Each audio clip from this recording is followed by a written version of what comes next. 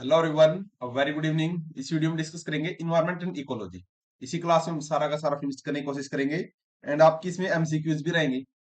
जैसे lecture first है scope and importance of environmental studies, तो इसके 20 से 25 एमसीक्यू, किसी में 10 से 15 है, तो सारे के सारे हम डिस्कस करेंगे। एंड ये आपकी हरियाणा एडीयू के लिए बहुत इंपॉर्टेंट होने वाली है। अगर वहां से इकोलॉजी से क्वेश्चन आए तो डेफिनेटली आपकी इस क्लास से बहुत ज्यादा आपको हेल्प मिलेगी। नहीं आए वो डिपेंड करता है। अगर एग्जामिनर ने क्वेश्चंस डाले तो ऐसे आपके क्वेश्चंस बिल्कुल ठीक होंगे। तो इस वीडियो को जरूर देखें, पूरी की पूरी वीडियो। एंड एक ही लेक्चर में हम 16 जो आपकी पीडीएफ है उसको कवर करने की कोशिश करेंगे। एंड इस तरह के आप अगर रिवीजन करे हो तो ये वाली अप्रोच आप रख सकते हो कि जल्दी जल्दी आप कैसे पढ़े। जैसे सबसे पहले हम चलिए स्टार्ट करते हैं। एंड इससे पहले हरियाणा के जो टेस्ट सीरीज आप लेना चाहते हैं एडीओ के लिए, तो इस वीडियो के डिस्क्रिप्शन में जो लिंक है उससे आप ले सकते हैं। फर्स्ट ऑफ ऑल, एनवायरमेंट आपका एक फ्रेंच वर्ड है। इसका क्या मतलब है? एनवायरमेंट इन सर्किल और surrounding and is a complex surround to man and living organism. जो एनवायरमेंट हम देखते हैं आप उससे समझ सकते हो कि व्हाट इज एनवायरमेंट। एंड इससे जो क्या है, स्टडी करता है इंटर रिलेशनशिप हम ऑर्गेनिजम्स के बीच में जो रिलेशन है उसके रिगार्ड में। इसका क्या क्या स्कोप है? लाइक अगर आप एनवायरमेंट की स्टडी करते हो तो अवेयर हो जाओगे about your renewable and non renewable resources के बारे में। नॉलेज आपको मिलेगी इकोलॉजिकल सिस्टम के बारे में, सारे सारे जनरल पॉइंट है अबाउट बायोडाइवर्सिटी की रिचनेस के बारे में पता चलेगा and their potential and dangers. उसके बाद cause and consequence to natural and man made जो आपके डिजास्टर हम बोल सकते हैं उसके रिगार्डिंग अल्टरनेटिव रिस्पॉन्स आपको पता चलेंगे। मतलब इस टाइप के अगर क्वेश्चन बनते हैं कि एनवायरमेंट की स्टडी हम क्यों कर सकते हैं, तो वो लोग दबाव का आंसर रहेगा। अगर आपको कोई भी ऐसा स्ट्रॉन्ग आपके पास डिसीजन नहीं है कि इसको एलिमिनेट करो, जनरल पॉइंट है over population, sustainable utilisation of resources आप सीखोगे, थ्योरेटिकली नॉलेज आपको होगी। देन इंपॉर्टेंस क्या है इन्वायरमेंटल स्टडीज?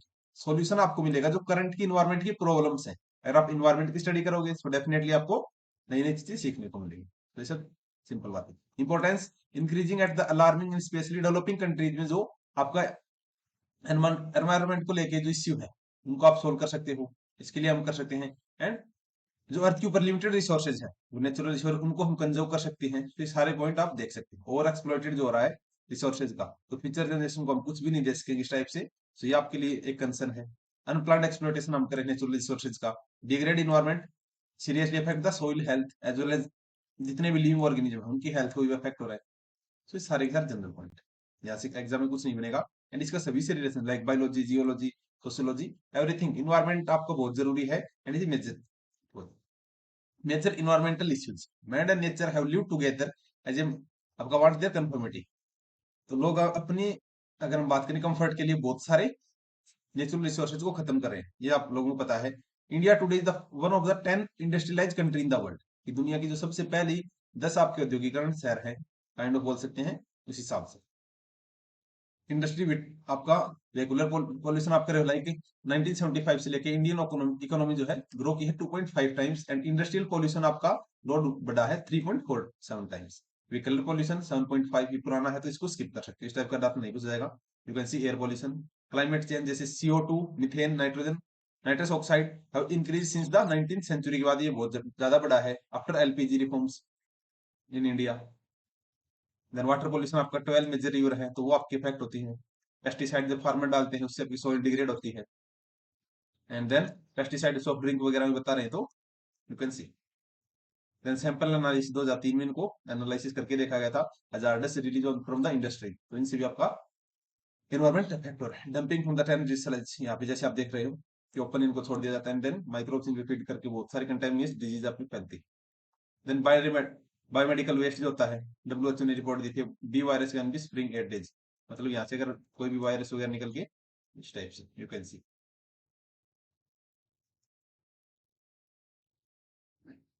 ई वेस्ट लाइक जो इलेक्ट्रॉनिक वेस्ट है उसको हम अच्छे से ट्रीट नहीं करें, then there are so many concerns.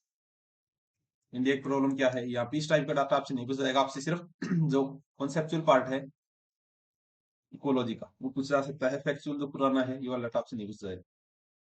Loss of biodiversity हमारा हो रहा है, बता रहे हैं कि 1/4 ऑफ द वर्ल्ड की जो स्पीसीज है एक्सटिंक्ट हो जाएंगी 2050 तक। तो ये 50 आपको याद रखनी कौन सी ईयर तक।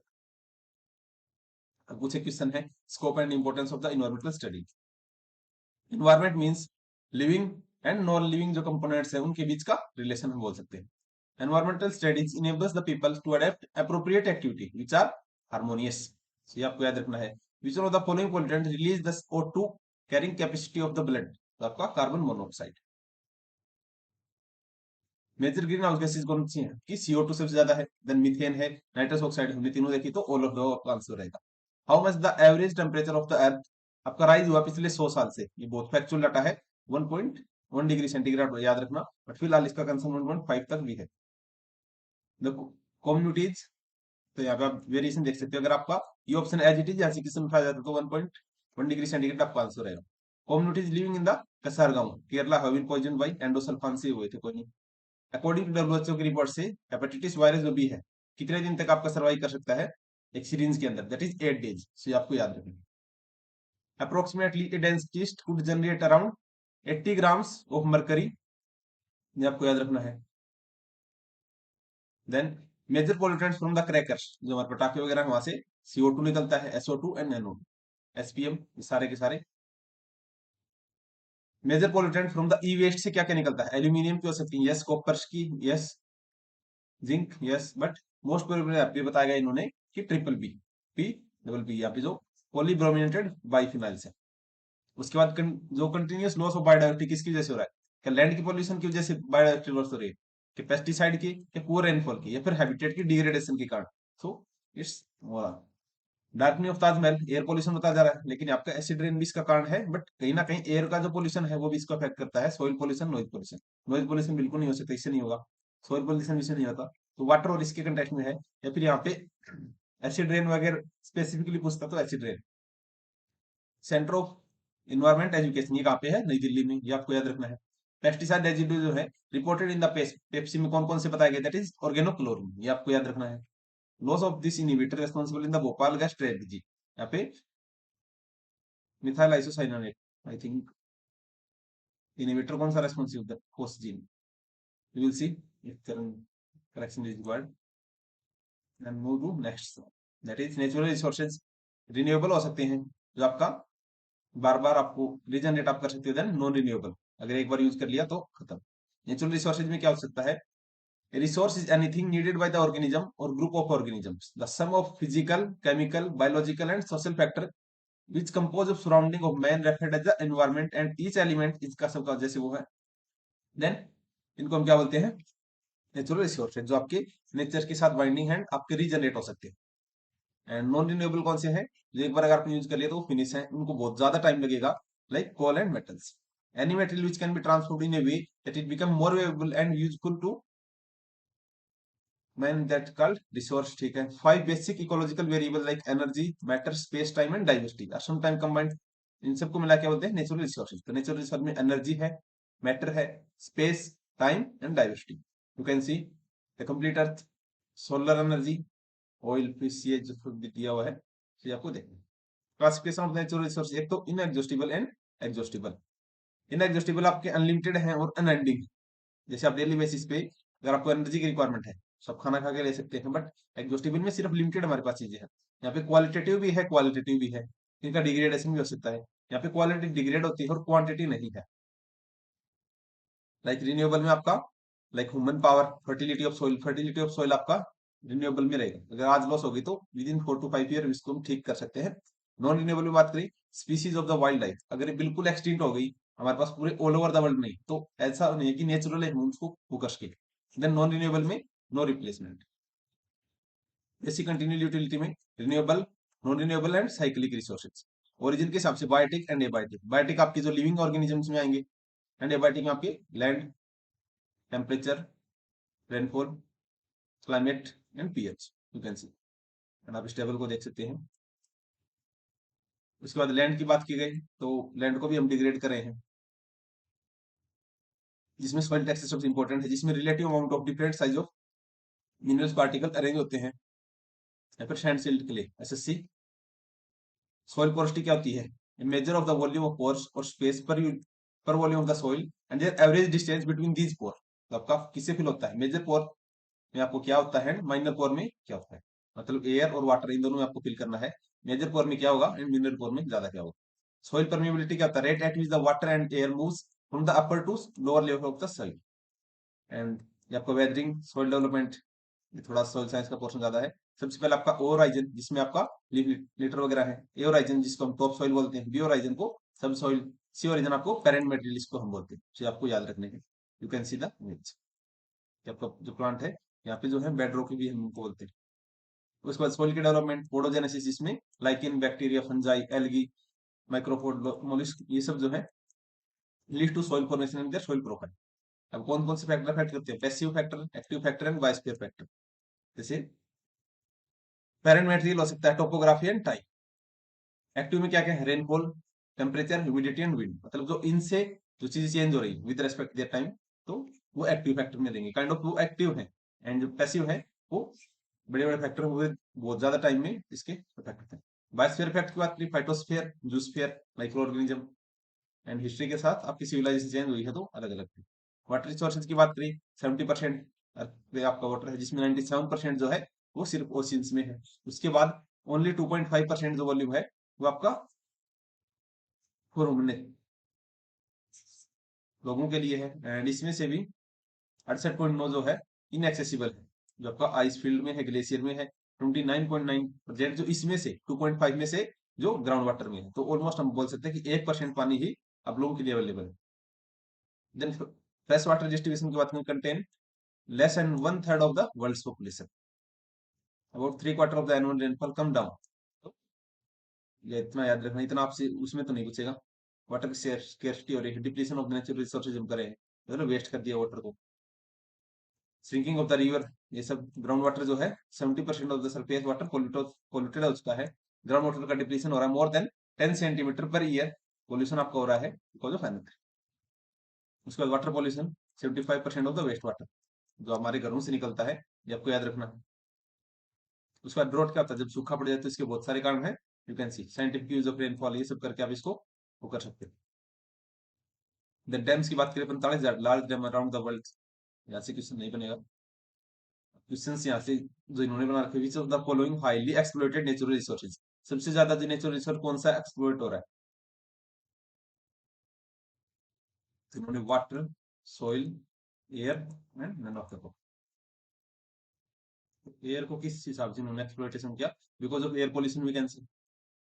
What are the called pasture of the C?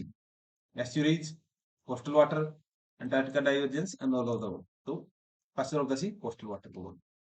Then which inhibits the native life, जो है plant life on the Antarctica. फ्लोरिस किसकी वजह से हो रही है? Draught. Soil containing many single जो सोइल है, इनको क्या बोलेंगे? That is पॉलीपेडोन। पेडोन आपका क्या होता है ये आप बता सकते हो। एंड पेड्स क्या होता है सोइल साइंस के कंटेक्स्ट में? Ground water is depleting at the rate of 10 centimetre, या फिर इससे ज्यादा पर ईयर के हिसाब से। इससे ज्यादा है 10 सेंटीमीटर यहाँ पे है, तो more than 10 centimetre per year. India is going to be world water stretch country in 2025, and the water availability is going to be between 1000 to 7000 per person, predicted by, किसने प्रेडिक्ट किया था? UNEP ने, United nation environment programme हम बोल सकते हैं। उसके बाद method which increase the amount of land used for the cultivation of the steep slopes and mountains and can reduce the erosion. तो टेरेसिंग वगैरह हम करके इससे कर सकते हैं, जो टेरेस फार्मिंग करते हैं, सो लाइक टेरेस की तरह सीलिंग स्ट्रक्चर जो आपकी हिली एरिया में परफॉर्म की जाती है। Only 10% total water available, that is 2.5%। Resources which are not reproductive are called, जिनको हम रिप्रोड्यूस नहीं कर सकते, लाइक कोल एंड मेटल, ये सब तो नॉन रिन्यूएबल रिसोर्सेज में। सॉइल फर्टिलिटी किसका एग्जांपल है? आपको याद रखना है रिन्यूएबल रिसोर्सेज का। Which one of the following passive factor affect the soil formation? Topography था yes, parent matter yes, time के साथ यस। एंड एक्टिव में कौन से आएंगे आपको बता सकते हैं। Drought is cause due to, drought किस चीज से होता है? वेरिएबिलिटी ऑफ रेनफॉल आ गई तो ड्रॉट का कारण हो सकता है yes. Delay in the onset of monsoon yes. Duration of the break in the monsoon, ये भी हो सकता है, तो ऑल ऑफ वो।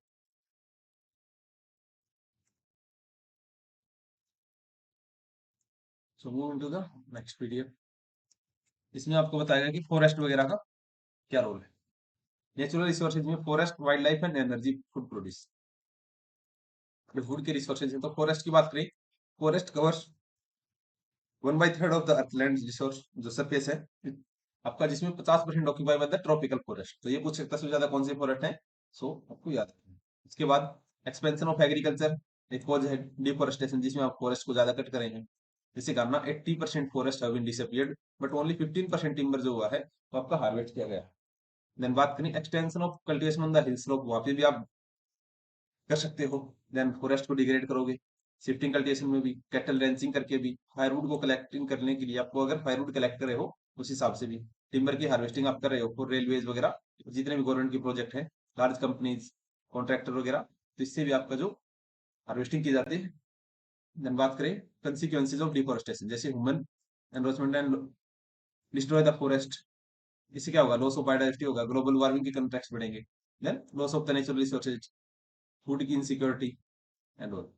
And forest are the home of और देन 70% एनिमल्स मिलते हैं, plants and other organisms, billion of जो पोलिनेटर हैं वो भी आपका हैबिटेट को लॉन्च कर देंगे। इसके अलावा 1.6 billion people living in the poverty depend on the forest for their food, fuel and livelihood. Forest का मैनेजमेंट हम कैसे कर सकते हैं? Various factor included in the forest management, restraint felling, block and selective cutting, deforestation and recycling आप करने के लिए इंपॉर्टेंट प्रैक्टिस जैसे वाइल्ड लाइफ, तो ये बहुत इंपॉर्टेंट है for ever ecological balance. Then इसमें कुछ एक रीजन है जिससे आपका जो वाइल्ड लाइफ है वो कैसे एक्सटेंड हो रही है, और for example destruction of the natural habitat due to expanding agriculture करके, अर्बनाइजेशन करके एंड इंडस्ट्रियलाइजेशन करके, ओवरग्राइजिंग हम कर देते हैं, हंटिंग कर देते हैं, पोचिंग उनकी कर रहे हैं, and all this export of the some species, unbalance sex ratio, some species are narrowly restricted to an area, natural process cause of a decline with the population. तो इसका कंजर्व करने के लिए हम क्या कर सकते हैं, हमने गवर्नमेंट की कुछ एक ऑर्गेनाइजेशन बनाई, अब यहाँ से क्वेश्चन बनेंगे। First of all Indian board of wild life, IBWC, इसकी फुल फॉर्म पूछ सकता है, कौन सी ईयर में इसको स्टार्ट किया गया, 1952। Then Madras wild elephant preservation, ये 1873।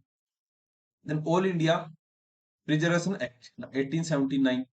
Wild life birds and animal protection आपका 1912 में। Bengal rhinoceros preservation act 1932। Assam rhinoceros 1954। ये आपको इंपॉर्टेंट सबसे ज्यादा जो वाइल्ड लाइफ प्रोटेक्शन एक्ट 1972 का।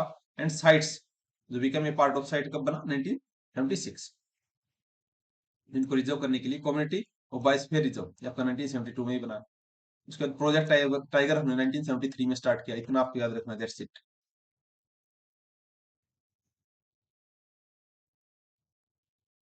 देन पूछे यहाँ पे बताए गए हैं टाइगर रिजर्व, जैसे भादरा टाइगर रिजर्व कहाँ पे है, कर्नाटका में। पेंज आपका महाराष्ट्र में भी है और मध्य प्रदेश के टेक्स्ट में भी रहेगा दोनों की। देन कोकिनामेरी, ये अरुणाचल प्रदेश में है और असम में। इसको एक फॉरेस्ट मार्शल बोलते थे कि ना मेरी ना तेरी, that is Assam. Bori Satpura Pachmarhi, that is आपका मध्य प्रदेश में। जैसे गिर लाइन जो प्रोजेक्ट है इसको हमने स्टार्ट किया था और Asiatic lion habitat, this is only found in India, ये आपको याद रखना है। This is the first man made, sorry, first modern day count of the lions was done by the Marx Alexander and in 1948 to 1963 के बीच में। Then India first biosphere reserve कब बना था, 1986 में, कहाँ पे, नीलगिरी बायोस्फीयर रिजर्व। सेकंड बना था नंदा देव बायोस्फीयर रिजर्व। देन नोकरेक जो कि ग्रेट बंगाल में है, 1989। यहाँ पे सारे के सारे हैं, so one by one discuss करेंगे। नाम दफा कहाँ पे है, अरुणाचल प्रदेश। सबसे पहले आपको याद रखना, दैट इज नीलगिरी, इसकी लोकेशन भी हम देखेंगे। उत्तराखंड में वैली ऑफ फ्लावर जिसको बोलते हैं, ये उत्तर प्रदेश में है। मतलब उस टाइम पे आई थिंक बना उस टाइम पे ये था। गल्फ ऑफ मन्नार तमिलनाडु में है। सुंदरबन सबसे जो बड़ा हमारा डेल्टा हम बोल सकते हैं वर्ल्ड का, Sundarban West Bengal. The Thar desert Rajasthan में। मानस टाइगर रिजर्व आपका असम में। लिटिल रन ऑफ कच्छ गुजरात में है। North island of Hanuman, Nanda Devi Uttar Pradesh, I think Uttarakhand के कंटेक्स्ट में। काजीरंगा असम में। कान्हा दैट इज मध्य प्रदेश में। नोकरेक मेघालय एंड नीलगिरी कर्नाटका, केरला एंड तमिलनाडु के कंटेक्स्ट में। मैंग्रोव क्या होते हैं, mangrove are the trees and shrubs that are grow in the saline coastal habitats में, जहाँ पे आपका ट्रॉपिक एंड सब ट्रॉपिक है। And you should list three senses, जिसमें refer to the habitat and entire plant assemble to the mangal from the mangrove swamp, ये mangrove forest की वजह से। या फिर हम बात करें, refer to all the plants trees subs in the mangal, refer to mangrove, आप लोग जानते हैं। सो उस हिसाब से यहाँ पे इस टाइप से आप देखते हैं, यहाँ पे एक रिवर और एक काइंड ऑफ हम बोल सकते हैं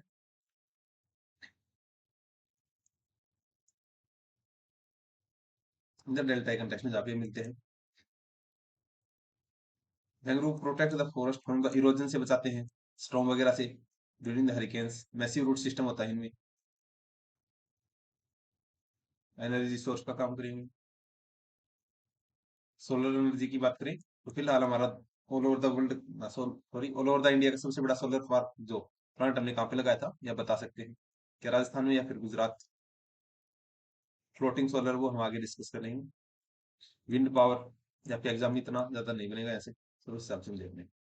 हाइड्रो पावर वाटर से भी इलेक्ट्रिसिटी बनाएंगे, atomic power, bio energy.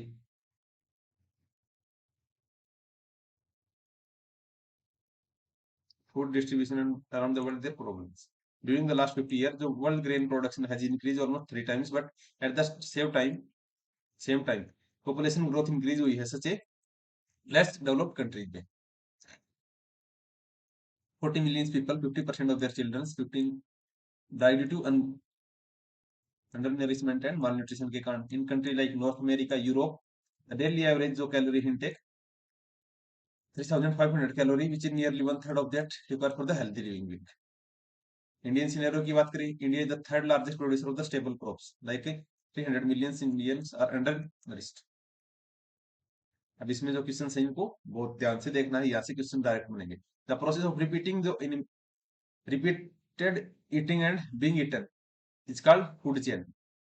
Autotroph क्या होते हैं? जो अपना खाना खुद बनाए. Food web and ecological pyramid, ये हम आगे डिस्कस करेंगे. इकोलॉजिकल पिरामिड,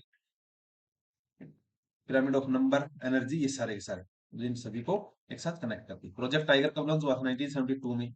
ये जो लॉयन टारगेट प्रोजेक्ट था, गिर लॉयन का 1972 में. और इसी ईयर हमारा जो वर्ल्ड वाइल्ड लाइफ जो एक्ट था.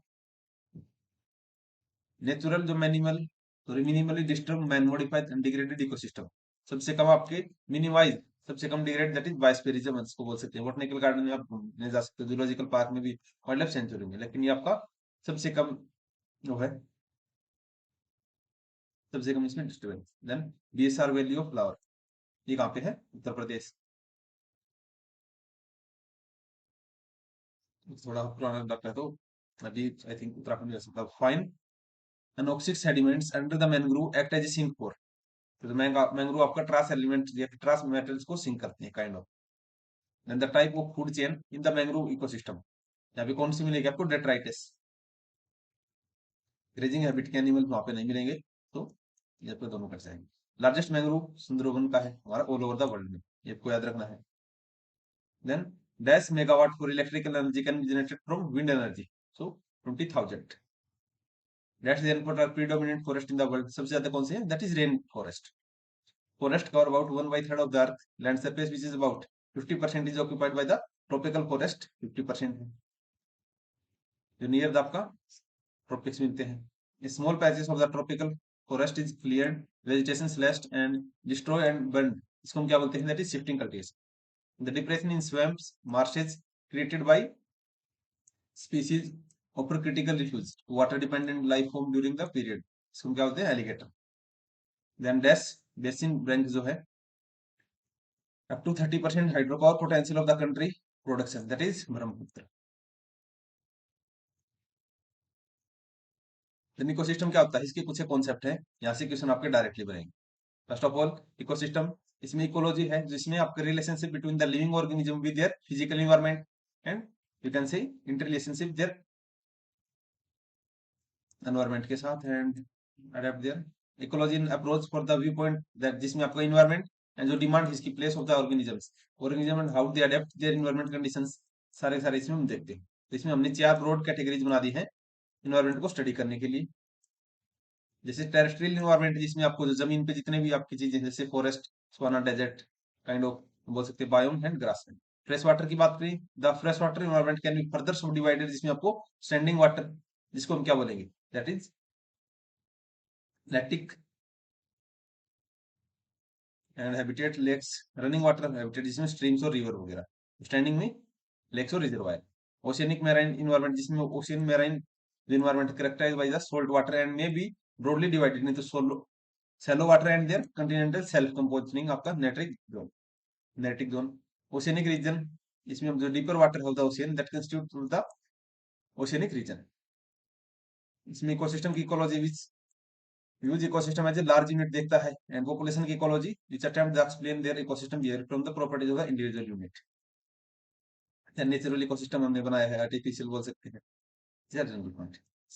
Structure and function of an ecosystem, ecosystem के क्या फंक्शन है? एन इकोसिस्टम हैज 2 कंपोनेंट, जिसमें biotic component consisting of the living organism and abiotic में आपके जैसे नॉन लिविंग्स आ जाएंगे.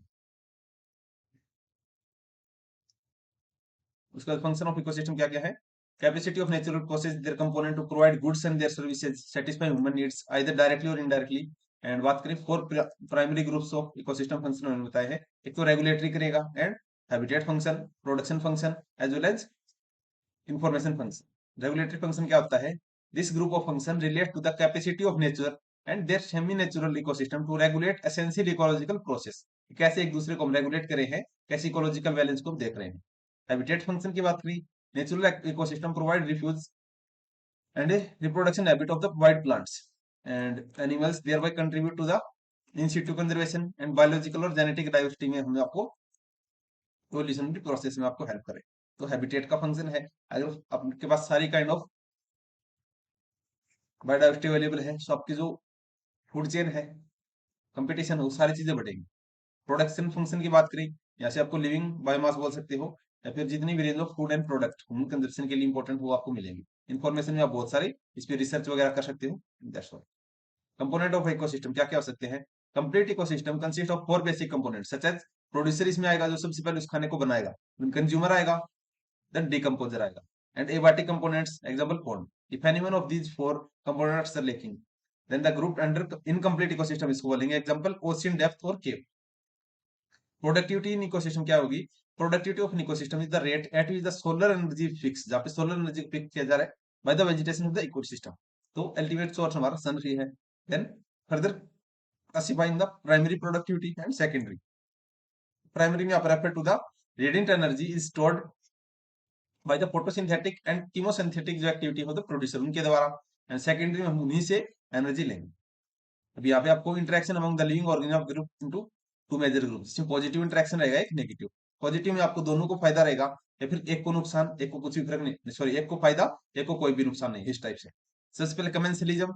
In this one species derives the benefit while the another is unaffected. दूसरा आपका unaffected है, तो कैसे हम इसको रखेंगे? That is प्लस और जीरो, दूसरे कोई भी इफेक्ट नहीं. ये पूछ सकते हैं इस टाइप से.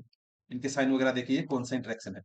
इसमें एग्जांपल की बात करें, सेलुलाइटिक जो फंजाई है produce a number of organic acid from the cellulose which serve as the carbon source from the non cellulolytic जो आपकी बैक्टीरिया एंड फंजाई होंगे. And growth factor are synthesized by their certain microorganism and their excretion permit the proliferation of the nutritional complex of the soil inhabitant. Then दूसरा आता है हमारा photo cooperation. इसमें it is N also called non obligatory mutualism, इसको हम बोलते हैं. It is an association of the mutual benefit and the two species but without their cooperation. दोनों को फायदा होगा बट दोनों कोऑपरेट नहीं है. फॉर एग्जांपल नाइट्रोजन जो है fixed by the Azotobacter with cellulose as energy. Such provides that a cellulose decomposer is present to convert the cellulose to simple sugar and organic acid. उनका कोई भी इसमें corporation नहीं है. म्यूचुअलिज्म में दोनों फायदे होंगे, जैसे पॉलिशन पॉलिनेशन करते हैं आपके एनिमल्स, बीज, मोथ, बटरफ्लाई, उनको अपना फूड मिलेगा एंड आपका जो पॉलिनेशन है जो आपकी क्रॉप के लिए बहुत एसेंशियल है वो आपको याद रखना. इसमें क्या रहेगा? प्लस एंड प्लस दोनों साइन. जैसे सिम्बायोटिक नाइट्रोजन फिक्सेशन, ये पूछ सकते हैं किसका एग्जांपल है? म्यूचुअलिज्म का. Legume Rhizobium symbiosis, bacteria obtain their food from legumes and उसके बदले में गैसियस नाइट्रोजन है making available to plant. The negative interaction कौन से हो सकते हैं? जिसमें आपको दोनों को ही नुकसान हो. काइंड ऑफ कंपटीशन की बात करें, आपको भी नुकसान इसको भी नुकसान. इसमें बात करें फिजेरियम ऑक्सीस्पोरियम एंड जो एग्रोबैक्टीरियम रेडियोबैक्टर है. In this condition there is expression of one organism and two species struggle for limited जो क्वांटिटीज है ऑफ न्यूट्रिएंट. इसमें प्रेडेशन आपका, एक predator is free living which catch and kill the other species. जो दूसरे को मारता है, जो खुद मारता है क्या होगा? प्रेडेटर. दूसरा क्या है? That is prey. ये आपको याद रखना है. Most of the predatory organism are animals but there are some plants जो आपके कार्निवरस हैबिटेट के हैं, specially fungi which feed upon the other animals. Example grazing and the browsing of the animals on the plants, carnivorous plants such as Nepenthes, Darlingtonia and Drosera and protozoan feeding on bacteria. Parasitism क्या होता है? एक ने आप पे attack किया and आपको नुकसान हो रहा है, वो आप पे फीड कर रहा है, उसका फायदा भी है बट काइंड ऑफ हम बोल सकते हैं parasitic is the organism living on the body of the another organism and derive its food for less permanently from its tissue. A typical parasite leaves its host without killing it and therefore predator kills upon which it feeds. Species of Cascuta जो total stem parasite है, किसका है? Grown the other plant that depend on the nourishment.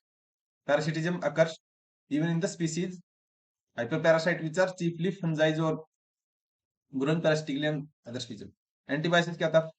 Phenomena of production of the antibiotic is called antibiosis.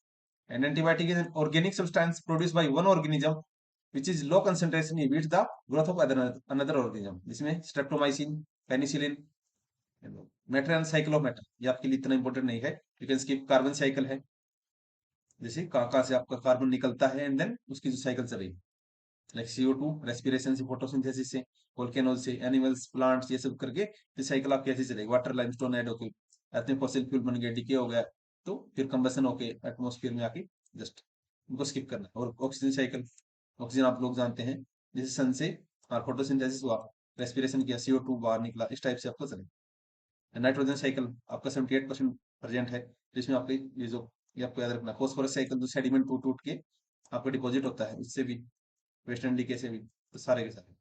Sulphur cycle, atmosphere, fertiliser deposition, calcification, gasification से भी, sediment से भी, deposition से भी, मतलब आपकी साइकिल चल रही है, इसको समझने की अभी आवश्यकता नहीं है। Energy cycle of the energy, biological, skip it. जो पॉसिबल नंबर ऑफ क्वेश्चन है वो हम देख लेंगे। उसके बाद एक टर्म है दैट इज रेट्रोग्रेसिव सक्सेशन। ये क्या होता है? Continuous biotic influence have some degenerating influence of the process due to distracting the effect of organism, the development of disturbed communities does not keep it। जैसे primary succession जहाँ पे कुछ भी नहीं था, फर्स्ट टाइम यहाँ पे अडेप्टेशन हो रही है, इसको हम बोलेंगे। एंड सेकेंडरी में आपके जल्दी होंगे क्योंकि ऑलरेडी वहाँ पे रिसोर्सेज हैं over a long period of time. Ecosystem, इसमें जो आपके कॉन्सेप्ट एंड फंक्शन, इसमें जो एमसीक्यूज है, जैसे dash is an example of sedimentary cycle. Sediment आपके फोस्फोरस में है, कार्बन के कंटेंट में ऐसा कुछ नहीं, सल्फर नहीं है, नाइट्रोजन नहीं। ये क्वेश्चन बहुत इंपॉर्टेंट है, ये डायरेक्टली आ सकता है। Denitrification is nothing but an anaerobic respiration है denitrification. Major component of ecosystem are, इसमें स्ट्रक्चरल एंड फंक्शनल रहेंगे। Pathway of circulation of element within the ecosystem, इसको हम क्या बोलते हैं? बायोजियोकेमिकल साइकिल, ये आपको याद रखना है। Animal and most microbes which depends on the other organisms, इसको हम क्या बोलते हैं? हिट्रोट्रॉप्स, जो खुद आपका खाना बनाए, दैट इज ऑटोट्रॉप। एंड उसको हम प्रोड्यूसर भी बोल सकते हैं। The species way of life और फंक्शनल रोल इन इकोसिस्टम, इसको क्या बोलते हैं? Niche. Niche is the unique functional role we can say. The physical space occupied by the organism in the ecosystem, तो क्या रहेगा? वो एक हैबिटेट है, एक हैबिटेट में हम रह रहे हैं, इस टाइप से आपको समझना है। इकोलॉजिकल इंटरेक्शन, जिसमें आपका एक ऑर्गेनिज्म बेनिफिट है एंड अदर इज अनअफेक्टेड, इसको हम क्या बोलेंगे? कमेंसलिज्म। द वाइल्ड लाइफ जो है that is still abundant in its natural range but declining in the number are called, इसको हम क्या बोलेंगे? Endangered species. सेल्फ स्टैंडिंग जो community of the plant and animal taken together with its और inorganic जो इसमें, जिसको हम इकोसिस्टम बोलते हैं।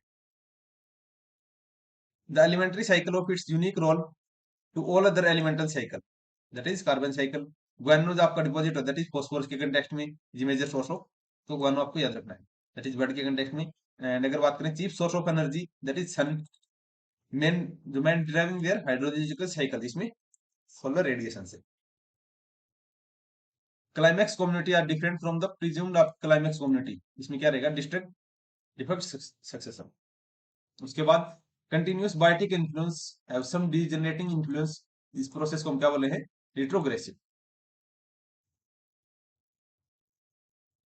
Producer, consumer, decomposer of ecosystem, ये क्या क्या होते हैं? प्रोड्यूसर जो खाना खुद आपके बनाए उनको ऑटोट्रॉफी बोलते हैं, जैसे प्लांट्स, ग्रीन प्लांट हम बोल सकते हैं, तो आपके ऑटोट्रॉफ। कंज्यूमर की बात करें, जिनको फीड करें, फॉर एग्जांपल जो प्रोड्यूसर है such plant make their own food by their photosynthesis. An organism जो इसको खाएगा उसको हम क्या बोलेंगे? दैट इज प्राइमरी कंज्यूमर, याद रखना है। जो ऑटोट्रॉफ के बनाए हुए खाने को खाएगा that is primary consumer. The animals which eats this animal, जो इसको खाएगा उसको हम क्या बोलेंगे? That is second order consumer. And scientifically all consumer are either herbivorous भी हो सकते हैं, वो कार्निवोरस, हेर्बिवोरस जो सिर्फ घास को खाएंगे, कार्निवोरस जो आपका मीट प्रोडक्ट, ओमनिवोरस आपका बोथ। तो इस ट्रिक में ओमनिवोरस में थोड़ा कंफ्यूजन होता है। तो ओमनी गाड़ी आपने देखी होगी, तो उसमें आपके दोनों बैठे थे, दैट इज हेर्बिवोरस भी, कार्निवोरस, तो बोथ। इसका आपको याद रखना है, दोनों। एंड इसको हम डेट्रीवोरस भी बोल देते हैं, जो डिकम उसके बाद जो डेट्रीवोरस है, decomposer and other organism that break the down, उसको वो करेगा एट डिफरेंट ट्रॉफिक लेवल। अब आप ये बताओगे टाइगर किस में आएगा? हर्बीवोरस, कार्निवोरस और ओमनिवोरस। डिकम्पोजर जो इसको डिकम्पोज कर दे, लाइक बैक्टीरिया वगैरह, ये सब। इकोलॉजिकल पिरामिड जो है, trophic structure and function at successive जो ट्रॉपिक लेवल पे, लाइक प्रोड्यूसर, हर्बीवोरस, कार्निवोरस, इनको हम कैसे अरेंज कर रहे हैं, एंड इनका जो पिरामिड है वो किस स्ट्रक्चर का बनेगा? Pyramid of number refer to the number of individual organism at each level, हर लेवल पे कितने आपके ऑर्गेनिज्म है उसका हम पिरामिड बना सकते हैं। क्या डिक्रीज हो रहा है पिरामिड?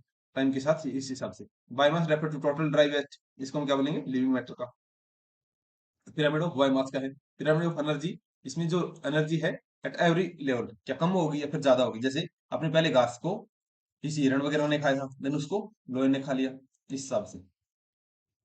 जैसे सबसे पहले हम क्या रखेंगे, प्रोड्यूसर को, देन प्राइमरी कंज्यूमर, इसमें हर्बीवोरस आते हैं। सेकेंडरी कंज्यूमर में आपके कार्निवोरस और ओमनिवोरस दोनों आ सकते हैं। टर्शरी में आपके carnivorous and then decomposer we can C.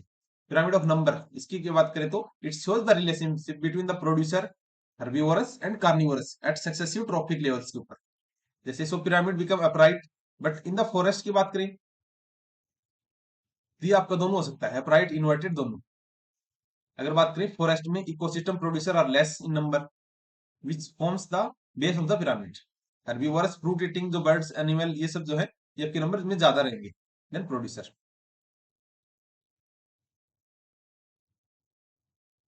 In parasitic food chain pyramid are always inverted, ये आपको याद रखना है।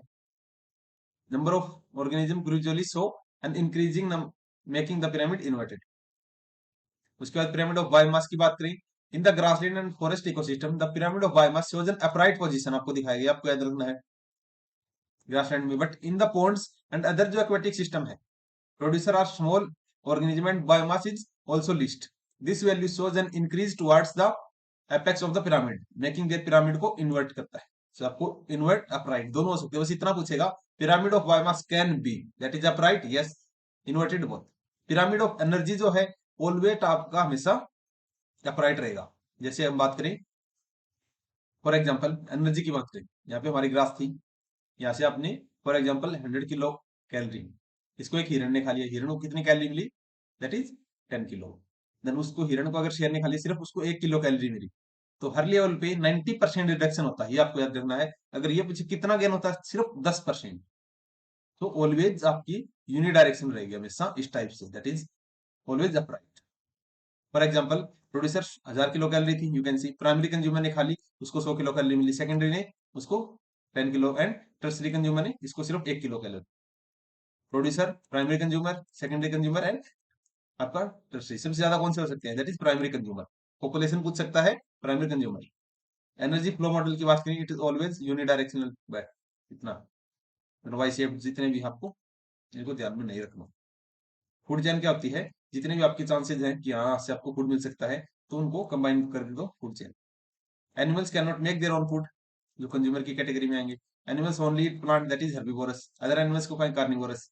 जो animal both animal and plant को खाएंगे, दैट इज ओमनिवोरस।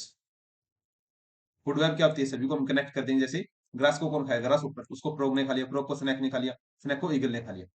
देन ये आप फिर ऐसे हो सकता है, ग्रासेस को बग्स ने खाया, इसको माउस ने खाया, इसको ईगल्स ने खा लिया, फ्रॉग, बस ये चलेगा। यू कैन सी इकोसिस्टम क्या होता है, evolution of agriculture, there are tending to particular plant species and domestication of these. Agro ecosystem can use for the food procurement system के हिसाब से। The first three system are practice primarily for the subsistence and subsistence agro ecosystem and industry. You can skip nomadic pastoralism, घुमा फिरा के आप जो चारा वगैरह के लिए, या फिर पहले जो लोग करते थे पशुओं को चराते थे, उसके कंटेक्स्ट में सेमी एरिड और एरिड रीजन में। Non industrial and semi industrial continuous agriculture, ठीक है। अब बात करें कैरेक्टरिस्टिक्स, गोल क्या हो सकते हैं। अगर फील्ड क्रॉप हम उगा रहे हैं तो पर्पजफुल रहेगा। नेचुरल इकोसिस्टम में कोई पर्पज नहीं होता। कंट्रोल की बात करें, लार्ज ह्यूमंस के अंदर रहेगा, यहाँ पे नेचर के अंदर। जो प्लांट कैरेक्टरिस्टिक, जेनेटिक वाइबिलिटी यहाँ पे लो रहेगी, यहाँ पे ज्यादा रहेगी, वेरिएबिलिटी सॉरी। लाइफ स्ट्रेटेजी यहाँ पे अपॉर्चुनिटी है, यहाँ पे कंजर्व किया जा रहा है। लाइफ साइकिल्स यहाँ पे मोस्टली एनिमल्स होती है, यहाँ पे पेनियल मिक्स हो सकते हैं। एनर्जी प्रोडक्शन लार्ज रहेगा, यहाँ पे small. Community characters, total biomass कम है यहाँ पे। इंडस्ट्रियल एग्रीकल्चर प्राइमरली आपका substitution of the fossil fuel energy for the human and animal power, ये सब। अब इसकी जो एमसीक्यू है, which of the following is not a biotic factor, not an abiotic factor sorry, that saps ecosystem. तो soil हमारा क्या है, प्रीडेटर्स, फायर एंड रेनफॉल। इस कैटेगरी में हम देखें तो not A abiotic factor that saps the ecosystem. Rainfall क्या आएगा, दैट इज नॉन लिविंग है, ये आपका नॉन लिविंग है। फायर भी, सोइल मिनरल्स नॉन लिविंग की कैटेगरी में आएंगे। ये सारे के सारे आपके कौन से बनेंगे, एबायोटिक। एंड प्रीडेटर्स आपके लिविंग ऑर्गेनिज्म काइंड ऑफ हम बोल सकते हैं, वो फीड करे हैं। सो जो साइकिल उनकी लाइफ की वो चल रही है, दैट इज, तो ये आपका आंसर है। एसोसिएशन मींस द फूड और one organism is derived by killing there, that is predation.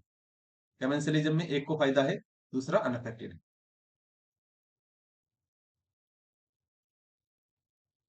उसके बाद सिम्बायोसिस दोनों को फायदा है, एंड पैरासिटिज्म में एक को फायदा है, दूसरे को नुकसान। ये आपको याद रखना है। Then association in which the food of one organism is derived from without affecting it, that is commensalism. Occurrence of relatively जो definite sequence of communities over a period of time on the same area is known as ecological succession, इसको बोल सकते हैं। Primary में आपको जहाँ पे बिल्कुल बैरन है तो वहाँ पे ज्यादा टाइम लगेगा, एंड सेकेंडरी में जल्दी ऑलमोस्ट चीज आपको मिलेगी। Dash is the type of interaction in which both organism are benefited, that is symbiosis mutualism आप बोल सकते हो। बायोटिक एनवायरनमेंट में क्या क्या आता है? Producer yes, consumer yes, decomposer yes, सारे स्टार लिविंग है, तो you can say the farmer dash is an essential ecological variable influencing the composition, functioning and stability of, that is agro ecosystem हम बोल सकते हैं फार्मर के contact में। उसके बाद shifting agriculture, nomadic pastoralism and non industrial जो agriculture practice in वहाँ पे सबसिस्टेंस इकोसिस्टम के लिए, एग्रो इकोसिस्टम वहाँ पे सिर्फ अपना खाना, अगर शिफ्टिंग कल्टीवेशन ऐसा नहीं कि हम कुछ बहुत सारा आपका बेचने के लिए करें, नोमैडिक में तो सिर्फ सबसिस्टेंस घर बार चलाने के लिए। Dash agro ecosystem in which the annual output is consumable nitrogen कितना रहेगा, 20 किलोग्राम पर हेक्टेयर। उसके बाद एनर्जी, जो transfer of energy from one trophic to another, तो आपका फूड चेन के कंटेक्स्ट में आएगा, कितना होता है ट्रांसफर, सिर्फ 10%, इसको अपना याद रखना है। उसके बाद process of conversion of organic form of nutrient into inorganic, इसको हम क्या बोलेंगे, mineralisation. Pyramid of energy is always upright, microorganism that utilise organic compound as a carbon and energy source, इसको हम क्या बोलते हैं, हेट्रोट्रॉप्स। फाइनल स्टेज और कम्युनिटी डेवलपमेंट, फाइनल बिल्कुल क्लाइमैक्स आ गया, ऐसे याद रखना है climax. One of the fundamental balance of the nature, that is photosynthesis का है एंड रेस्पिरेशन है, by which the oxygen balance रहता है नेचर के अंदर। The food chain is open by the producers in grazing food chain closely closed by decomposer, इसको वो करते हैं। Since nutrient inputs are entirely in the form of inorganic fertilizer, nitrogen fixation, and soil organic matter are depressed at a very low levels at extensive agriculture system. Mix farming क्या है, livestock plus cropping हम देख रहे हैं उस हिसाब से। उसके बाद बायोडाइवर्सिटी डेफिनेशन का क्या रहेगा, बायोडाइवर्सिटी में variation is the love of nature, ठीक है, it occurs everywhere and every moment, variation takes place at a micro level पे भी। बायोडाइवर्सिटी आपके तीन टाइप की हो सकती है, बायोडाइवर्सिटी में जहाँ पे number of different kind of organisms exist करते हैं बस। इसमें अल्फा डाइवर्सिटी आता है, species diversity within the community habitat comprising two component, species richness and evenness, कि कौन ज्यादा है कौन कम है। तो अगर इसमें बात करें, अगर एक स्पीसीज रिच कब बोली जाएगी, अगर वो दूसरी के ऊपर डिपेंड नहीं है, वो दूसरी उसके ऊपर डिपेंड, जैसे अगर इसके एक नंबर कोई भी फैमिली है, फॉर एग्जाम्पल किसी की भी हो, एंड यहाँ पे 10 मेंबर है, यहाँ पे 100 है, बट अगर ये 100 इन पे डिपेंड है, तो इनकी स्पीसीज रिचनेस आएगी एंड यहाँ पे इवननेस। बेटा बीटा डाइवर्सिटी जो है, इसमें diversity inter community diversity expressing the rate of species turnover per unit habitat, ठीक है, गामा में overall diversity it's okay. Level of diversity genetic हो सकती है according their genes within the species, species diversity हो सकती है, species can be measured in the number of species. Ecological diversity हो सकती है, ecosystem consist of organism that many different species living together at in the region connected by the flow of energy, से connect है and nitrogen. Mega biodiversity क्या होती है, world conservation monitoring ने आपको 17 mega biodiversity in the countries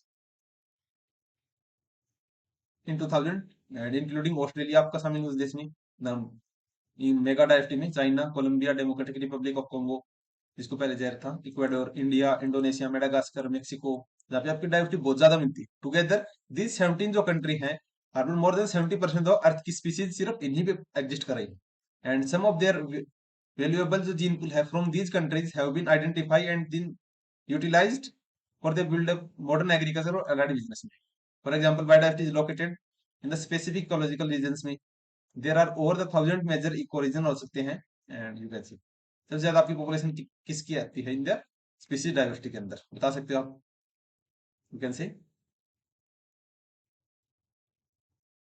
number of described species है, species सबसे ज्यादा यहाँ पे कहाँ की किसकी है, that is flowering plant 2,50,000, but इससे ज्यादा आपका इंसेक्ट है, से आपको याद रखना है। अगर ऑप्शन के हिसाब से आपको देखना है एल्गी वगैरह का भी, जहाँ से आपको ऑलमोस्ट जो फोटोसिंथेसिस वी कैन से वहां से हो रहा है। It is an exceptionally that rich in biodiversity, India आपका one of the 12 mega biodiversity countries में है। लाइक हमारे दो हॉटस्पॉट्स हैं, Western Ghat and Eastern Himalaya. इसमें आपके 18 बायोडाइवर्सिटी हॉटस्पॉट हैं। इंडिया इज 26 रिकॉग्नाइज, ये पुराना है तो फिलहाल हम देख लेंगे नया क्या कुछ है। जैसे casual factor of threat, development pressure के कारण, एनरोचमेंट के कारण एग्रीकल्चर एक्सपेंशन वगैरह कर सकते हैं, यहाँ पे माइनिंग वगैरह कर ली, जिनको डिटोरिएट हो सकता है, दैट इज फिशरी आपने कर ली, ग्रेजिंग वगैरह कर ली, एनिमल रिप्लेसन कर दिया, न्यू सेटलमेंट कर दी, कल्टीवेशन कर ली, exploitation collection made by the scientific education institution ने, एक्सप्लोटेशन बाय लोकल अथॉरिटीज के द्वारा, फायरवुड कलेक्शन के लिए, फूड इसके लिए, ह्यूमन इंड्यूस जैसे फ्लड, मेजर जो epidemics, forest fire, management of natural resources, that is genetic uniformity lack inadequate, ये सब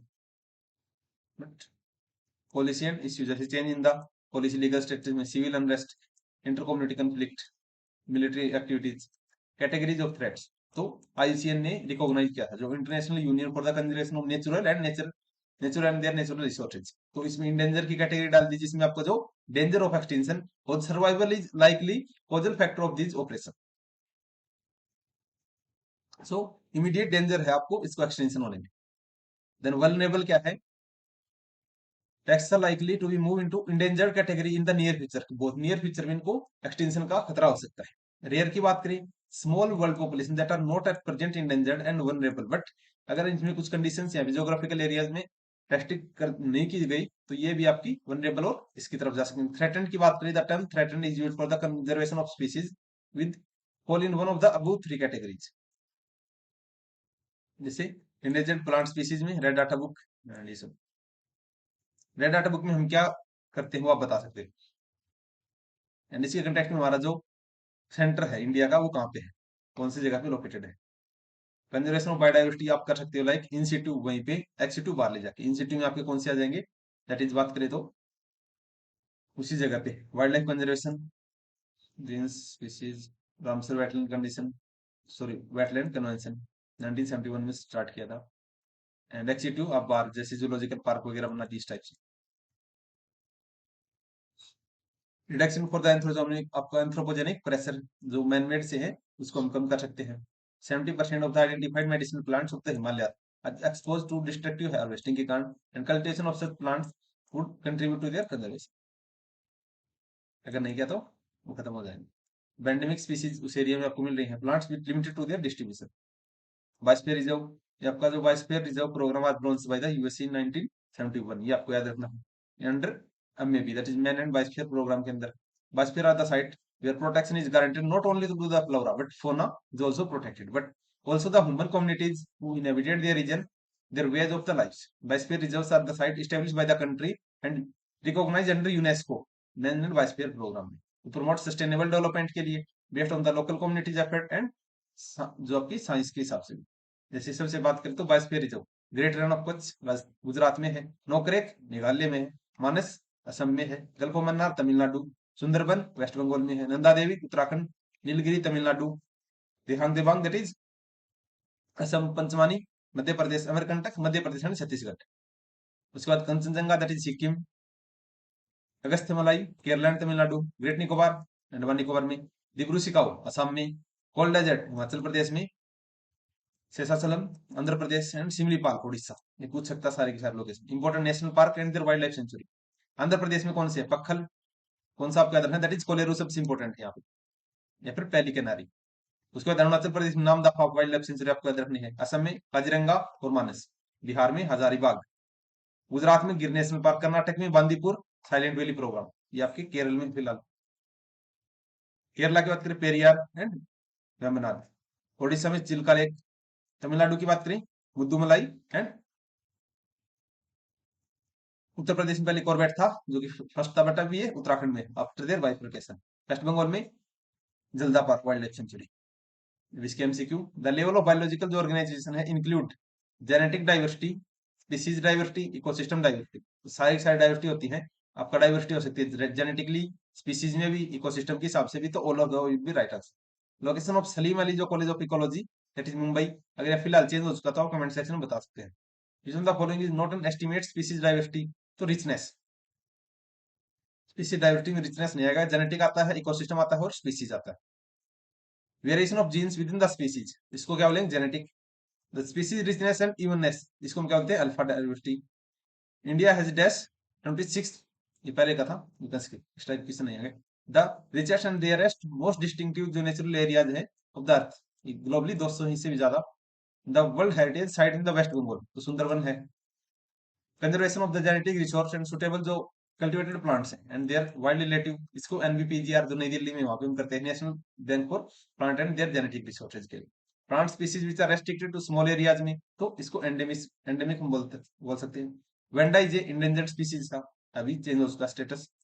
and undistributed natural areas of the scientific study, इसको हम बायोस्फीयर बोलते हैं। अंडर द परफेक्ट कंट्रोल के अंदर। कॉर्बेट उत्तर, आपको उत्तराखंड में है। काजीरंगा असम में। उसके बाद जूलॉजिकल गार्डन्स कौन से हो सकते हैं जहाँ पे हम बाहर ले जाकर उनको प्रोटेक्ट करें, एक टाइम काइंड ऑफ, तो एक्सिटू। अगर जू पूछेगा तो भी आपका बार है। नेशनल पार्क क्या है ये आप बता सकते हो, क्या एक्सिटू है या फिर institute. A network of the different species present in local ecosystem and their interact between them, इसको क्या बोलेंगे? Ecological diversity. एंडेमिज्म इज, आपको क्या हो सकता है? Poor adaptability, yes. Geographical barrier, reduce failure of their productive organs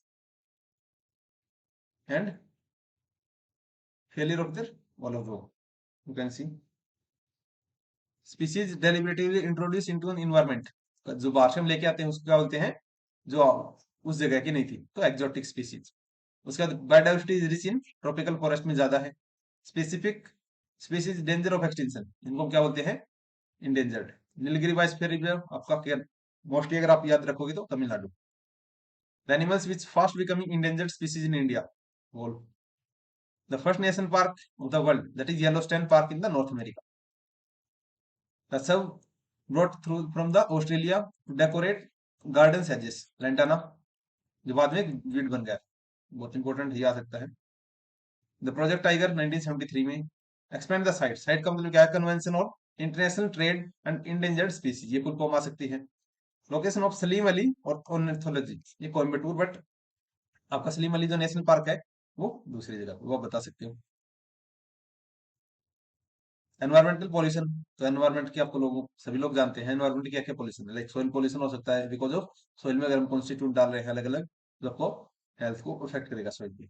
like अगर बात करें डिपॉजिटेड मैटर, स्मोक वगैरह, गैसेज, NO2, SO2 वगैरह, एसिड जैसे sulphuric acid, nitric acid, fluoride हम डाल रहे हैं पानी में।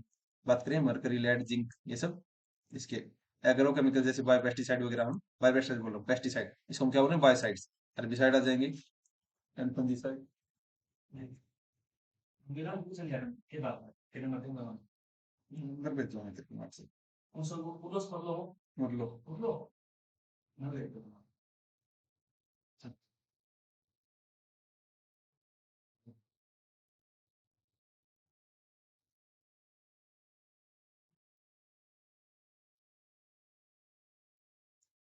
sorry for the disturbances.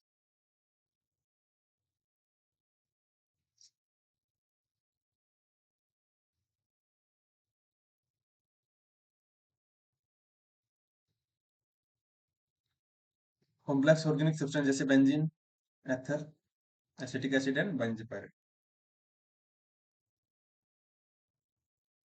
उसके बाद फोटोकेमिकल ऑक्सीडेंट हो सकते हैं, स्मोक, ओजोन, ये सब। सॉलिड वेस्ट हो सकते हैं, रेडियोएक्टिव वेस्ट, नॉइज। मतलब आपको ये पूछ सकता है कि पॉल्यूशन कौन कौन से हो सकते हैं। उससे पहले नॉन डिग्रेडेबल जो पॉल्यूशन है, इसको आप अगर एक बार आपके नेचर में आ गए तो उसको डिग्रेड नहीं किया जा सकता वेरी स्लो रेट पे, जैसे DDT, phenolics, mercuric salt, aluminium cans. Biodegradable pollutant की बात करें, दे आर डोमेस्टिक वेस्ट हो सकते हैं, where they accumulate.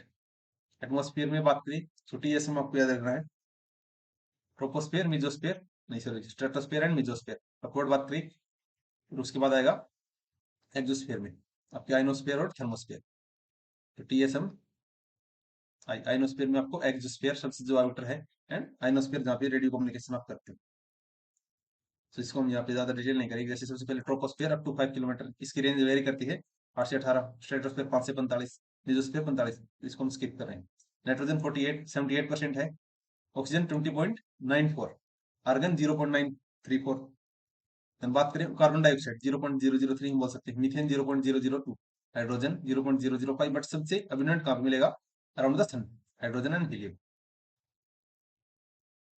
London smoke SO2, H2O3, vapors in the atmosphere when the automobile's exhaust when are trapped by the smoke exposed to sunlight। Bhopal gas tragedy आपकी, जिसमें poisonous जो gas है जैसे methyl isocyanate leak हुई थी pesticide manufacturing plant of the Union Carbide, Bhopal Madhya Pradesh में। Darkening of Taj Mahal ये आप लोग जानते हैं, मार्बल स्टोन जो मार्बल से है, and become dark because of air pollution. इसमें आप याद रखना किसका कॉज माना जा रहा है? मथुरा ऑयल रिफाइनरी का। बात करें सोर्सेज में, इंडस्ट्री चिमनी वेस्ट हो सकता है, थर्मल पावर स्टेशन हो सकते हैं, ऑटोमोबाइल हो सकते हैं। यहाँ पे कुछ भी दिमाग लगाने की आवश्यकता नहीं है, बस ये पूछ सकता हूँ the following is the cause of pollution. Carbon monoxide, yes. तो कार्बन मोनोऑक्साइड कलरलेस है, ओडरलेस एंड टेस्टलेस है। It produce when the carbon जो fuels are burn under less than ideal conditions में। इनकम्प्लीट उनका कंबशन हो, जिसमें आपका जो यील्ड है इसका instead of CO2 result variability, oxygen की सप्लाई कम करेगा, temperature, gas resident and so. Oxide of nitrogen जैसे 7 ऑक्साइड है, nitrogen oxide NO2, NO3, N2O, N2O3, N2O4 and N2O5। नहीं पूछेगा ऐसे कुछ भी। इसके बाद ऑक्साइड ऑफ सल्फर हो सकते हैं। तो आपसे याद रखना कि किस किस के हमने देखे थे। लेड आपका हो सकता है, most of the lead emission in the past have been motor vehicles के through burning gasoline containing the anti lock जो एडिटिव है, एंटी नॉक एडिटिव टेट्रालाइड जैसे C2H5। Lead is emitted by the atmosphere primarily in the form of inorganic particulate. उसके बाद particulate matter में जिसका जो size है ये आपको याद रखना है। एटमॉस्फेयर पार्टिकुलेट जो है matter is defined to be any dispersed matter, solid liquid हो सकता है, individual aggregate larger than the one single mole that is 0.002 micrometre, micron या फिर, but smaller than 500। Particulate matter is diverse and complex. Ability of the human respiration defend itself. Particulate matter so large. Particular larger than 10 से है तो trapped by the hairs and lining of the nose. Once captured, they can be driven out of the cup or sneeze. Particulate matter smaller than 10. These are lungs में affect करेंगे, but depending on the size. Particular roughly 0.5 से 10 micrometer may be large enough to deposit it in the lungs. You can see यहाँ पे अलग अलग sources हैं जहाँ से आपका निकल के आएगा पोल्यूशन है। फॉर एग्जाम्पल फॉर्मेल्डिहाइड, इसके सोर्स क्या क्या हो सकते हैं? फर्नीचर हो सकता है, स्निफिंग हो सकता है, पेनलिंग हो सकता है, थ्रेट आपके इरिटेशन ऑफ आइज, थ्रोट्स, ये सब। यहाँ पे स्मोक रखा हुआ है, सिगरेट, किस क्या क्या कैंसर है, कैंसर हो सकता है, रेस्पिरेटरी एलिमेंट हो सकता है, डिजीज हो सकती है। ये पे बात करें मिथाइल क्लोराइड, इसके सोर्स क्या है? Paint sniper.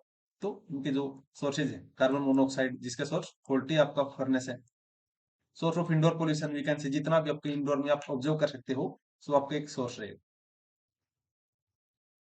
इसका हेल्थ इफेक्ट पड़ेगा आपकी जो लाइफ के ऊपर भी बहुत ज्यादा फर्क पड़ेगा। एनवायरमेंट पोल्यूशन में बहुत ज्यादा होगा।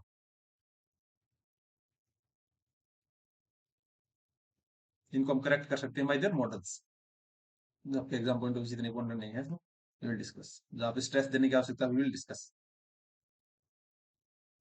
अब जितना आपको, अगर आप इसमें हमने कुछ भी नहीं देखा तो सिर्फ हम एमसीक्यू से करेंगे, वो आपके लिए ज्यादा हेल्पफुल। एमिशन जो आपका एसिड रेन की कंटेक्स्ट में बात करें, सो SO2 और NO2 दोनों आएंगे। यहाँ पे NO3 है तो वी कैन से। भोपाल गैस स्ट्रेटेजी किसकी वजह से हुई थी? MIC, that is methyl isocyanate. Photochemical smoke is a pollutant formed in the excessive SO2 atmosphere.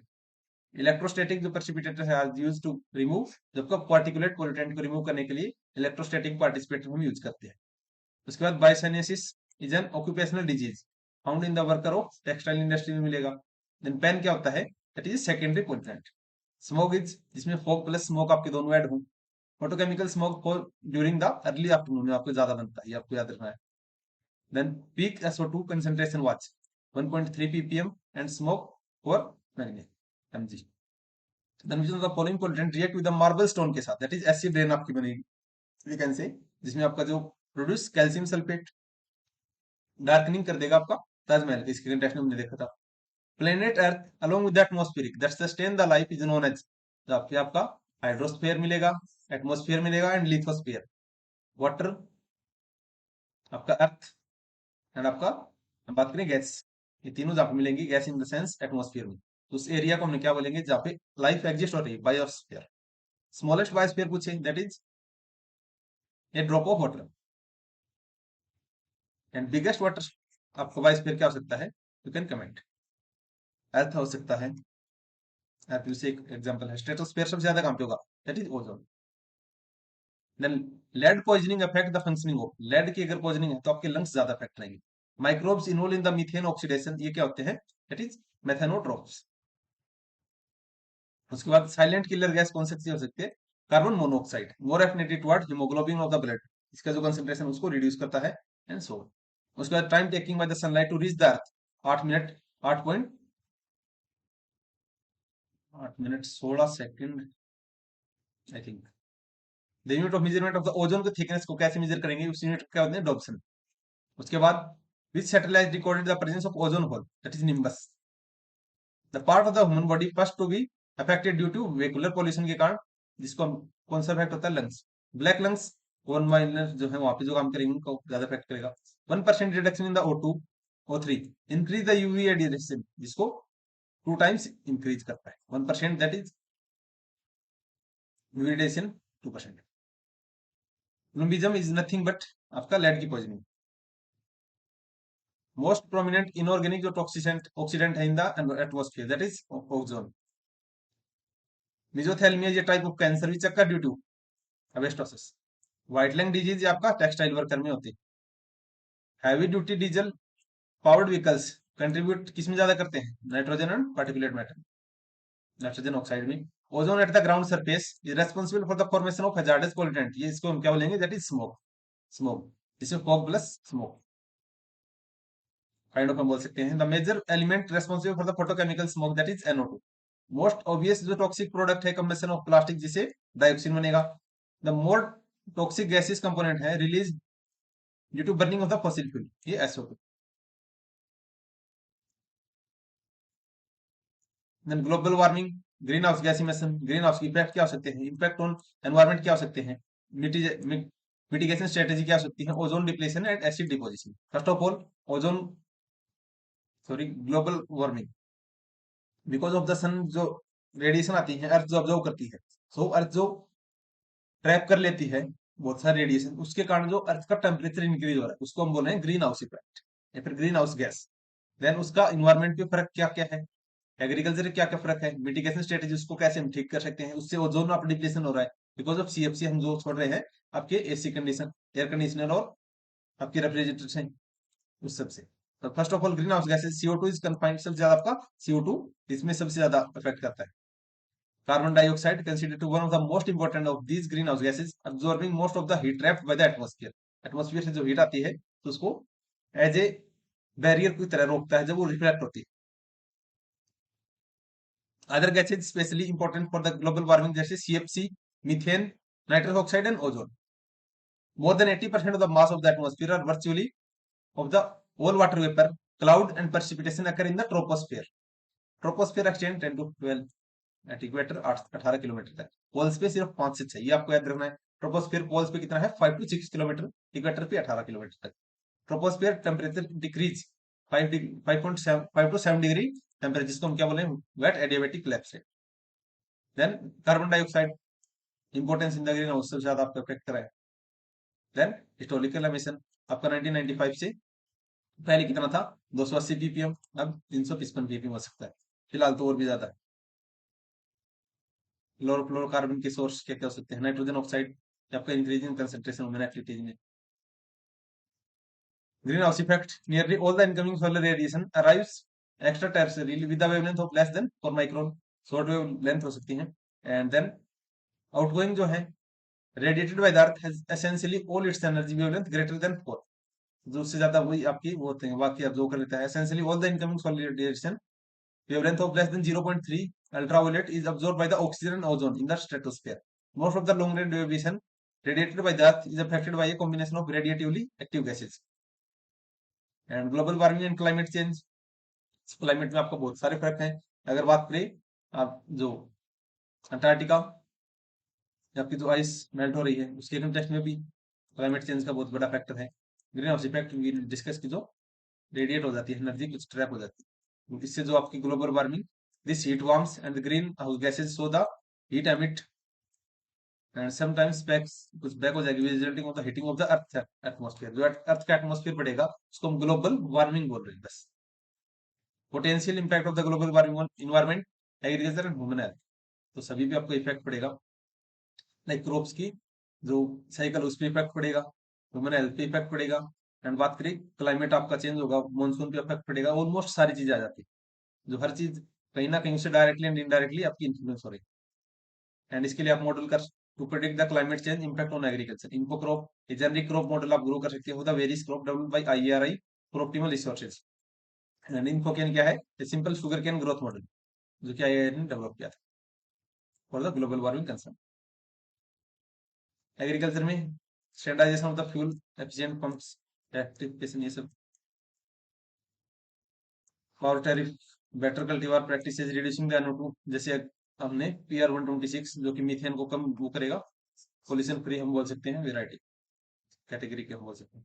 अभी अमृत धारा हमने देखा था जो कि ICR ने डेवलप किया था, एक फीड था एनिमल्स के लिए, उसमें आपको जो मीथेन की प्रॉपर्टी हो जो हम बोल सकते हैं वेस्ट जो होगा उसमें कम रहेगी।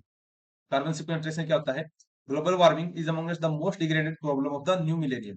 Carbon emission is supposedly the strongest causal factor for the global warming. So the increasing carbon emission is one of the today's major concern, which is explained in the Kyoto Protocol. तो Kyoto Protocol किसके लिए है, CO2 emission के लिए। हमने 19 I think 97 है फिर 87, इन दोनों में कंफ्यूजन हो, आप लोग एक बार चेक कर लेना, उस टाइम हमने इसको स्टार्ट किया था। ग्लोबल कार्बन सिंक कौन कौन से हो सकते हैं, फॉरेस्ट आपका एज ए ग्रीन सिंक काम करता है, ओशियन एज ए का कार्बन को ऑब्जर्व करते हैं, तो ओशियन ब्लू कार्बन का काम कर रहे हैं। देन आपके फॉरेस्ट ग्रीन सिंक का, और ब्लू सिंक का ocean. Agriculture practices, acid deposition, तो एसिडिफिकेशन आपकी सोइल जो है वो ज्यादा एसिडिक होगी, बहुत सारे इसके कारण, तो आपको जनरल पॉइंट है वो आपको देखने। सल्फ्यूरिक एसिड H2O नहीं सॉरी SO2 और NO2 ये आपको याद रखना है एसिड के कंटेंट में। देन इसके MCQ, IPCC कंसर्न किसके साथ करता है, ओजोन की डिप्लीशन के साथ। Sulphuric acid is secondary pollutant, yes. Rainfall of less than 5.6 आपका एसिड रेन की कैटेगरी में आएगा। Then reddish brown flecks on the leaves, bleaching premature जो आपका ageing is caused by the ozone. One of the जो आपको following ozone depleting compound, CFC हो सकता है सबसे ज्यादा, मीथेन भी है, nitrous oxide, all of the above. Single chlorine atom can destroy up to that is 10,000 sorry 1 lakh जो ओजोन मॉलिक्यूल्स हैं in the stratosphere. Then ozone hole first observe किसमें किया था, अंटार्कटिका में। Microbes involve in the methane oxidation, इसमें methanospore इनको बोलते हैं, सॉरी मेथनोट्रॉप्स। इसके बाद बात करें scientist who detect the acid in the rain water for the first time, that is Robert Angus Smith. Generic growth model for the various crop develop by the ICRI, इसको हमने क्या बोला था, फॉर शुगर केन के लिए, that is InfoCap, InfoCrop. A simple sugar cane model that is InfoCane, InfoCrop InfoCrop इस हिसाब से। मेन कल्प्रिट जो फोटोकेमिकल स्मोक के लिए है, that is nitrogen oxide, yes, ozone, yes, PAN, all of the above. Main pollutant introducing the smoke, SO2, moisture and soot particles, yes। The total जो warming effect है CO2 का alone contribute कितना contribute करा है, 60%, 50-60 के बीच में, 55 भी बोल सकते हैं। Important replacement of the CFCR HFC लाके हम इसको हाइड्रोक्लोरोकार्बन से थोड़ा बहुत इसको रिप्लेस करके कंट्रोल कर सकते हैं। Atmospheric residence time for the methane around कितना आता है, जब कंसिडर यहाँ पे 8 to 11 year. Ozone layer destructive layer which is when it is in troposphere, तो आपको ये पूछ सकता है which ozone is good and which is bad. तो अगर बैड की बात करें दैट इज ट्रोपोस्फेयर का, गुड की बात करें स्ट्रेटोस्फेयर का। एंड आपकी जो एरोप्लेन्स है वो कौन से स्फीयर में उड़ेंगे आप बताएंगे। Dash is the predominant into oxidant in atmosphere, that is particulate matter. Sorry ये ओजोन में, ozone is the predominant inorganic oxidant in the atmosphere and dash electrostatic precipitation to remove, that is particulate matter. अब यहाँ पे cause and effect of the water and marine pollution, इनका बहुत सारे effect हो सकता है। सोर्स पॉइंट जहां से आपको निकला, जैसे अगर बात करें आपकी जो इंडस्ट्री वगैरह है तो सोर्स का बता है, तो source point.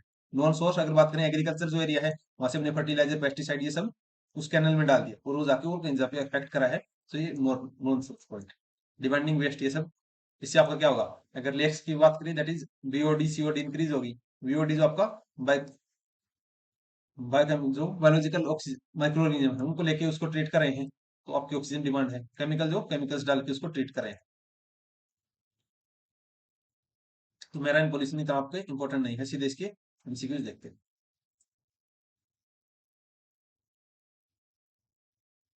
cause effect to control the marine pollution. First of all, biological treatment of the wastewater to improve the to remove the organic pollutants को remove करने के लिए biological treatment हम कर रहे हैं। रेमेडिएशन जो ठीक करने के लिए the soil contamination using micro organism, इसको हम क्या बोलते हैं, बायो रीमेडिएशन। मेडिएशन रीमेडिएशन आपने सुना होगा, रेमेडी इसके कंटेक्स्ट में आपको याद रखना है। Blue baby syndrome is high concentration of the nitrate अगर है इन द ड्रिंकिंग वाटर, तो आपका ब्लू बेबी सिंड्रोम की बोल सकते हैं। Maximum permissible limit of the nitrate in drinking water that is 50 mg per liter। increase in the concentration of the recalcitrant substance at successive trophic level, इसको हम क्या बोलेंगे, biomagnification। this is the following is not aerobic process, that is sludge deposition। then fluidized reactor provide the effect of trickling filter and activated sludge। the use of DDT in India कब ban किया गया था, 1985 में, ये आपको याद रखना है। which one of the following reactor can be used for treating slaughterhouse waste, USAB। जो प्लाज्मिड है involve in the degradation of xenobiotics, तो जाइल प्लाज्मिड। अगर बात करें बायो डिग्रेडेबिलिटी, आपकी जो एबिलिटी है pseudomonas attributed to presence of the plasmid. Pure और नियरली प्योर वाटर जो है कंटेन बीओडी कितना होना चाहिए, that is 30 mg per litre के हिसाब से। मिनामाटा डिजीज मरकरी से होती है। फाइटोरेमेडिसिन क्या होता है, जो आपको प्लांट का रिक्वायर होती है, use of plant to remove the toxicant from the soil and water. Fix biomass जो प्रिंसिपल है followed in the activated sludge. उसके बाद rotating biological contractor use for the reducing bio oxygen demand या फिर biological oxygen demand of the waste land या फिर waste water का। Then fine मतलब जो एयर डिफ्यूजर है आर यूज इन द, ये एक्टिव स्लज इन प्रोसेस में आपके यूज होते हैं। मिना वाटर डिजीज मिथाइल मरकरी से होता है। उसके बाद a highly toxic group of compound are release with the effluent of bleach pulp mill, pulp mills जो है। द ग्रुप इज ऑर्गेनोक्लोरीन हम इनको बोलते हैं। ये प्योर और nearly pure water containing BOD कितना होता है, 0 to 3। According to WHO the permissible limit for the coliforms in the drinking water 0। Among the following is the following best method for treating the sewage, इसको anaerobic digestion से हम इसको treat करेंगे। In India commonly use the sewage treatment है that is activated sludge process. With the increase in temperature receive water, that is जो demand of oxygen content is decrease. The principle in using the activated जो carbon है for the waste water treatment is adsorption. Critical limits for the COD discharge the fresh water waste water into water bodies, that is 250 ppm। Optimum BOD फिर जो NP ratio है for aerobic treatment of waste water, that is 100:5:1। Cadmium poisoning itai itai disease करता है, ये आपको याद रखना है। Ability of a solution to conduct electrical current, that is EC, इसी में इसको मेजर करेंगे। Eutrophication is due to addition of phosphate, या फिर जो आप डाल रहे हैं जितने भी न्यूट्रिएंट है उसकी वजह से जो इंक्रीज हो रहा है, जैसे आपने कहीं पे डंप ऑफ करा दी तो वहां पे जो एनरिचमेंट होगा न्यूट्रिएंट का, उसको हम क्या बोलते हैं, यूट्रोफिकेशन। उसके बाद commonly use coagulant in the waste water treatment, that is L. Transfer of contaminant through the food chain is referred as biomagnification. The chemical use for the disinfectant water, उसको treat करने chlorine हम use करते हैं। Indicator आपको organism for the faecal contamination, that is coliforms. Dash is the by indicator use to check the portability of the drinking water, that is coliforms. Major domestic source of nitrogen in the sewage, that's a human waste. Test for oxygen consumption in water, that is BOD. An analytic device जो है which convert the biological response into electrical signals में, इसको क्या बोलेंगे, biosensor. A device that detect and transmit information regarding a change in the quality of water sample, इसको क्या बोलेंगे, biosensor. Same जो हैवी मेटल्स हैं pollution in the soil through the application of the chemical fertilizer is regarded as source of pollution, non point. तो जहां से आपके chemicals वगैरह आ रहे हैं इसका कोई सोर्स आपको नहीं पता। Actual point of polluting source, that is non point of, जहां पे सोर्स नहीं पता, not non, that is non point. Accumulation of the non-biodegradable substance along with the food chain is known as जहां पे accumulate हो रही है, that is biomagnification. Large poorly जो productive in terms of organic matters and poor nutrients is known as oligotrophic. Oligo मतलब less, इस हिसाब से याद रखेंगे। Principle adopt in activated sludge, यहाँ पे सस्पेंडेड ग्रोथ प्रिंसिपल आपको अप्लाई करना है। रिवर्स ऑस्मोसिस क्या होता है? Treatment is commonly used to remove the dissolved salt in the waste water. Dash is the bioreactor that produce energy from high strength of waste water, that is USB. Eco friendly detergent जैसे phosphate हम बोल सकते हैं। Hardness of water किसकी वजह से है? Calcium and magnesium की वजह से। देन डैश आपका नाइट्रोजन जो नाइट्रेट कंटेमिनेशन है in the water cause because of infant में क्या बन जाएगा आपका? मिथ हीमोग्लोबिन, मिथोग्लोबिमिनिया जो डिजीज है। Metal that are toxic in kidney, that is nephrotoxins. Nephron is the unit of kidney. The lecture cause effect of soil pollution, soil pollution के आपके pesticide के पॉल्यूशन क्या क्या हो सकते हैं? फर्टिलाइजर से आप जो कर रहे हैं, नाइट्रेट पॉल्यूशन आप अप्लाई करते हैं। So low oxygen level in the blood cause the lips finger आपका साइनोटिक, ब्लू बेबी सिंड्रोम हम बोल सकते हैं। नाइट्रेट इसके कंटेक्ट में ये आपको याद रखना है। एक्सेस सॉल्ट एंड वाटर में, heavy metal pollution में we have discussed that mercury, lead, arsenic, chromium, cadmium are the most common toxic heavy metal that are serious disease of human health. First of all mercury से कौन सी disease? That is Minamata हम बोल सकते हैं। Lead की बात करें, cause mutation in the algae, blackening in the fish, paralysis in the man. Arsenic की बात करें, accumulate in the hair, nails, skins, lesion यहाँ पे। क्रोमियम की बात करें, toxic to aquatic organisms, intestinal tract in the humans. Cadmium की बात करें, that is itai disease in the Japan, gastrogenetic distress and pains, bone become brittle. You can see Naveli Lignite Corporation Limited is a government-owned lignite mining and powered genetic company in India. यहाँ पे 24 million ton of lignite per year and install capacity इतनी है। You can see urban waste plastic से आपका जो non biodegradable है kind of method of soil treatment आप कैसे कर सकते हो? कंटेमिनेट एयर पोल्यूशन आपको एयर स्प्रेइंग टाइप से डाल के आपको एंड बायोपॉइल्स आप यूज कर सकते हो। Land forming, land framing is a bioremediation treatment process that work from the upper soil zone of the biotreatment cells contaminated soil sediments sludge और incorporated जो है periodically turned and आप एक काइंड ऑफ बोल सकते हैं सोइल कंजर्वेशन, मल्चिंग वगैरह, डायफ्रामिंग, ये सब हमने जो जनरल एग्रीकल्चर में पढ़ा उसको स्किप करें। सोइल में रिलेशन क्या है? Relation of the acidic soil due to H plus और आयंस ऑफ द ओवरचने आयंस लिमिटिंग, जिससे आपका न्यूट्रलाइजेशन में वो होगा। Quick lime, slack lime, basalt flex, basic slag, electric, ये सब आप यूज कर सकते हैं।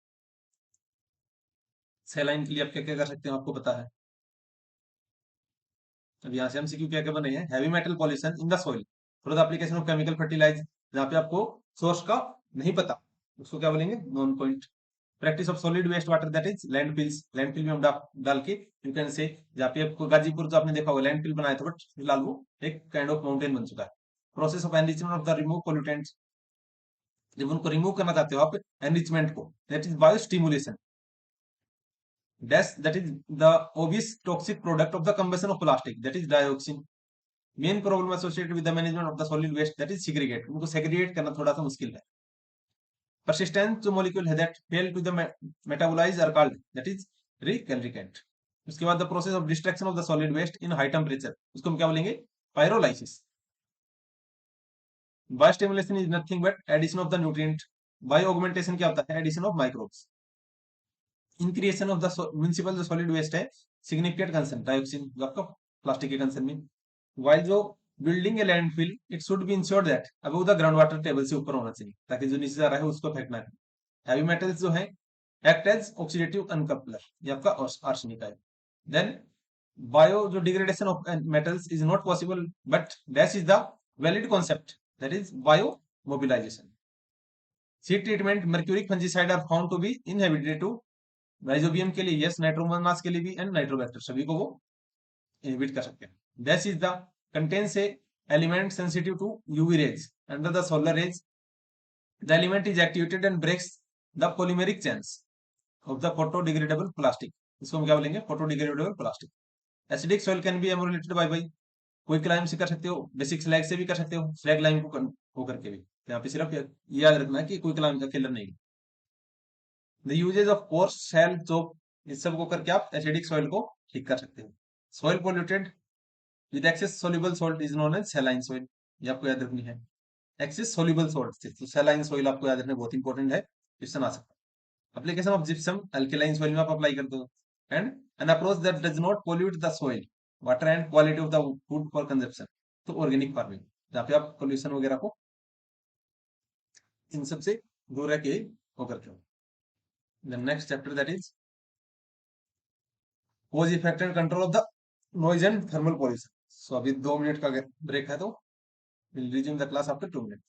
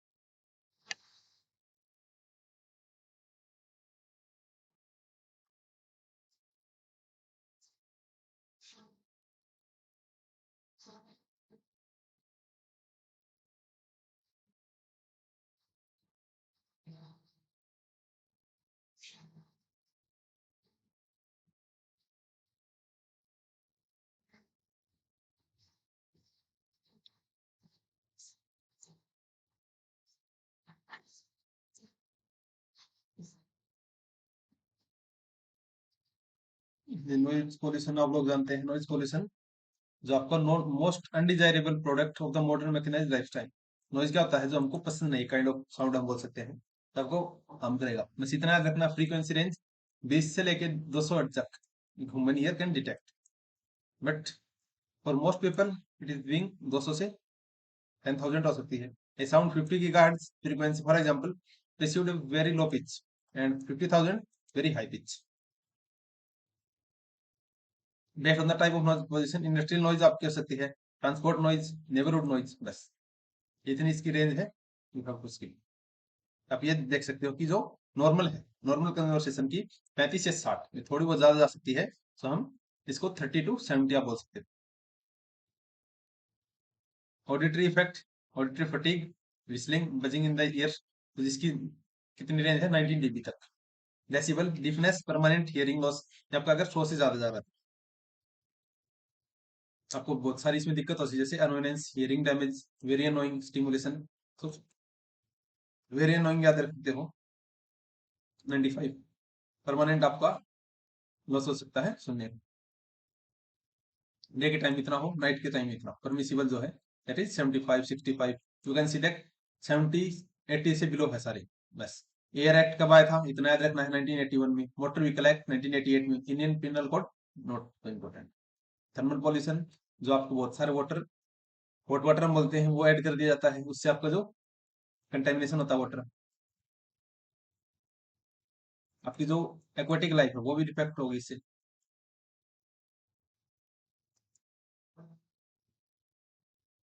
तो that's it. Human ear can detect 20 से लेके 2000, 20,000, sorry 20,000 health. Unit of measuring noise that is decibel. Permissible limit आपका साइलेंट जोन के लिए 50 है। Human generated noise in the ocean may interfere with the marine organism, so we can say communication. When a person exposed to a voice level 160 decibel for आपका rupture with the tympanic membrane, बिल्कुल खत्म। For 1 megawatt energy generation, nuclear power plant require cooling water each day, that is 5 million, not so important. Thermal pollution in the river reduce the oxygen का dissolution, वो कम करेगा। Urban heat dome क्या होता है? Heat island is nothing but a dome of warm air over the urban area, जो एक शहर के ऊपर से हम बोल सकते हैं। आप हमेशा ऑब्जर्व किया होगा कि शहर में कितनी गर्मी है, उस हिसाब से आप याद रख सकते हो। Photonomous cumularis is harmful to fish 10 degree centigrade but cause disease where the temperature of water is more than 21 degree से ज्यादा टेम्परेचर वाटर का, तो आपको इफेक्ट करेगा। Thermal pollution of the water in industrial process, ये आपका use for cogeneration, yes. Heat building to remove the snow due to days canal, तो tinnitus is due to noise pollution, increase in the, ये क्या है, major effect of the discharging heated water from the power plant aquatic plant, इसमें increase their metabolic rate of organism, yes. उनका जो reduction होगा dissolve oxygen में, reduction in their biodiversity of the ecosystem, तो all of the will be right answer. Noise hearing आपका normal conversation के लिए 35 से 60 dB. Persistent sound is one for both ear, often experience at a high pitch ranging sound में ticking, tinnitus जो भी है।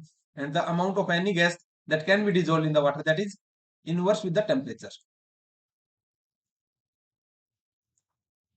Cause effect management nuclear hazard की, तो न्यूक्लियर क्या आप लोगों को पता है?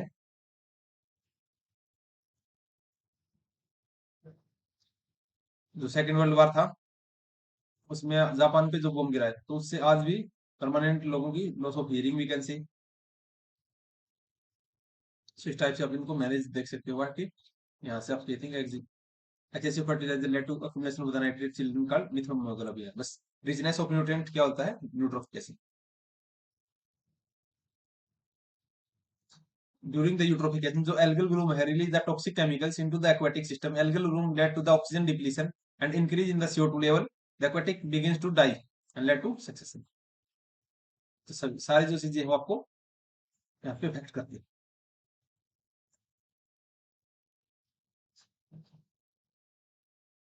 Then cause effect management of the nuclear hazard, तो न्यूक्लियर वाला आप स्किप भी कर सकते हो, आप लोग खुद पढ़ लेना, ये पीडीएफ में आपको प्रोवाइड करवा रहा हूँ।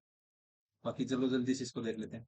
Nuclear waste comprise paper, rags, tools, clothing, filter. This contain small amount of most lived जो radioactivity is called low level waste, इसको बोलते हैं। Nuclear waste which require 100% shielding during the disposal, high level waste, waste इसको बोलेंगे। The waste which contain element having atomic number greater than uranium से, तो transuranic waste इसको बोलते हैं। Radioactive pollution that is spread over the earth atmosphere, तो radioactive fallout इसको बोल सकते हैं। Then the disaster of Chernobyl nuclear fallout contaminated approximately 1000 square miles. The part of human body the first affected by the nuclear radiation, that is bone marrow. RBC context में आपको याद रखना है। Denitrification is the disposal nuclear of solidifying in the form of glass. Converting the part of hazardous nuclear waste into the more stable material that decay the quickly, that is transmutation. International agreement is necessary for space disposal के लिए, international agreement बहुत जरूरी है, इतना आपको याद रखना है।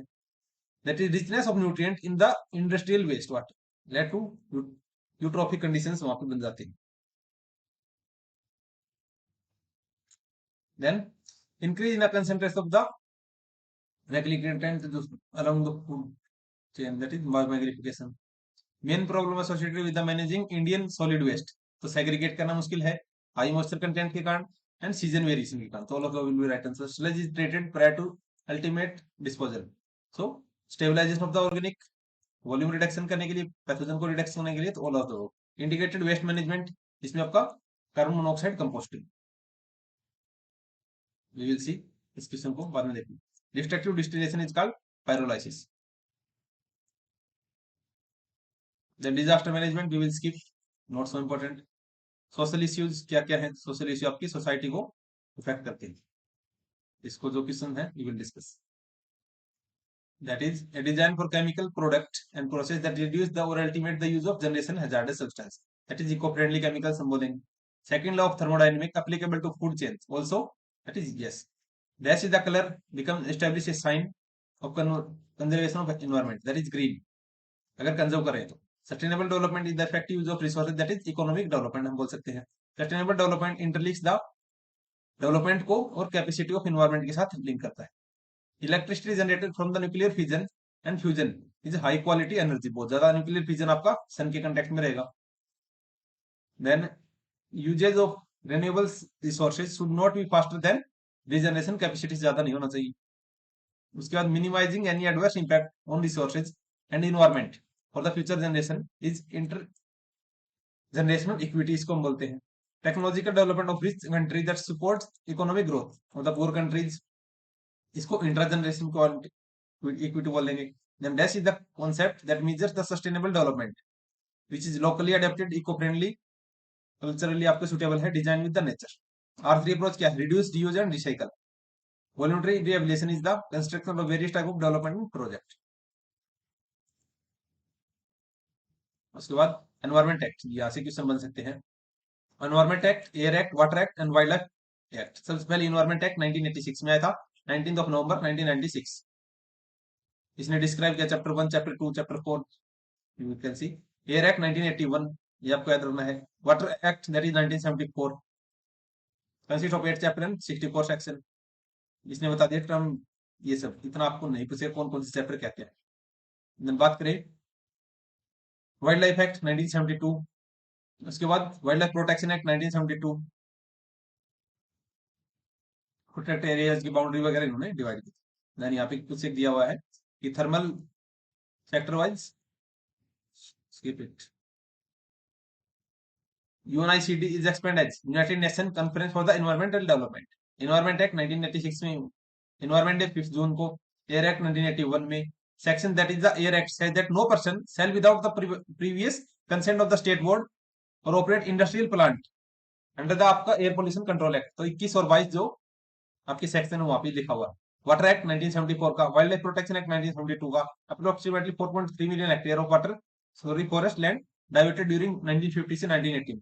इंफॉर्मेशन रिगार्डिंग सीपीसीबी जो सेंट्रल पोल्यूशन कंट्रोल बोर्ड है, उसके रिगार्डिंग टर्म्स पावर काफी दी गई चैप्टर सेकंड में. ज्वाइंट आपका बोर्ड कावेरी रिवर में ऑफिशियल फ्रॉम द कर्नाटका से लिया था, तमिलनाडु और पंडिचेरी से भी, और सेंट्रल बोर्ड ऑफिशियल से भी.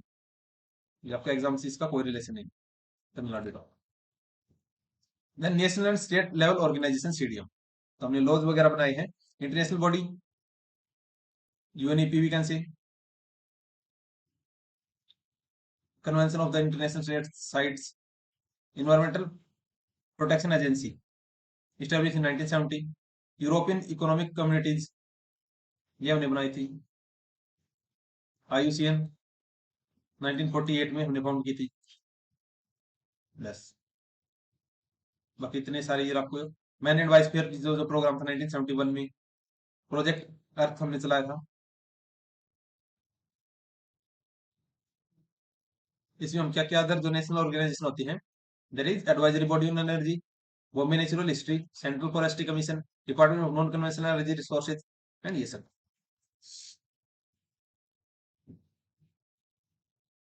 Then environment protection act 1972, forest act 1981 81 का, एंड वाटर एक्ट 1974. एक आता है आपका 2010 में, आप कमेंट सेक्शन में बता सकते हैं कौन सा एक्ट है. एनवायरमेंट प्रोटेक्शन एक्ट 1986 का, public liability insurance 1991, tribunal act 1995।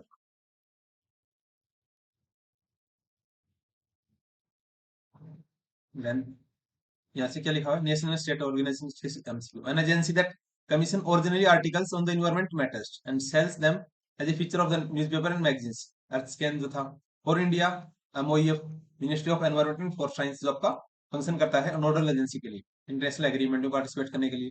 Environment impact assessment क्या होता है, एक return analysis that describe the probable and possible effect of the plant industrial और civil project activities on the ecosystem. Forest protection act 1981 का check the indiscriminate deforestation, ठीक है। Public liability act जो था provide the mandatory insurance for the person affected by the accident while handling the hazardous substance. Stockholm जो था the Stockholm declaration of the united nation conference on the human environment 1972 inspire and guide the peoples of the world in the preservation and enhance the human intervention human environment less that the declaration updated the clarified Stockholm declaration को इसने clarify किया था and इसके आपको separate जितने भी declaration है उसकी सेपरेट पीडीएफ आपको टेलीग्राम ग्रुप पे शेयर कर दी थी, जो आपको एक आई थिंक इमेज थी 2 दिन। क्लीन डेवलपमेंट मैकेनिज्म ये क्या है, arrangement under the Kyoto protocol जो हमने CO2 एमिशन के लिए देखा था, allowing industrialized country with a greenhouse gas reduction to invest in a project that reduce the emission in the developing country. मतलब आप अगर एमिट कर रहे हो तो डेवलपिंग कंट्री या फिर दूसरी कंट्रीज में अगर वहां पे कोई प्रोजेक्ट लग रहा है जो उसको रोकेगा तो आपको उसमें पार्टिसिपेट करना पड़ेगा एंड अपनी तरफ से कंट्रीब्यूशन जरूर करना पड़ेगा। The Indian organisation responsible for fixing environmental quality standard तो MOEF ministry of environment for forest 2008 में इतना प्रोजेक्ट था 220 million tonne of carbon equivalent per year. So that's it. हमने कुछ एक बेसिक देखा एंड एमसीक्यू जो आपके हैं बहुत ज्यादा हेल्प करेंगे, इनको एक या दो बार आप देख सकते हो एंड इसकी जो पीडीएफ है उसके लिए इस वीडियो के नीचे आपको जो गूगल ड्राइव का लिंक है या फिर आपको सेपरेट लिंक मिल जाएगा जहां से सारे के सारे जो आईसीआर और टीएनयू के नोट्स है आप एक्सेस कर सकते हो। तो see you in the next video, till then stay fit stay healthy, good bye, Jai Hind.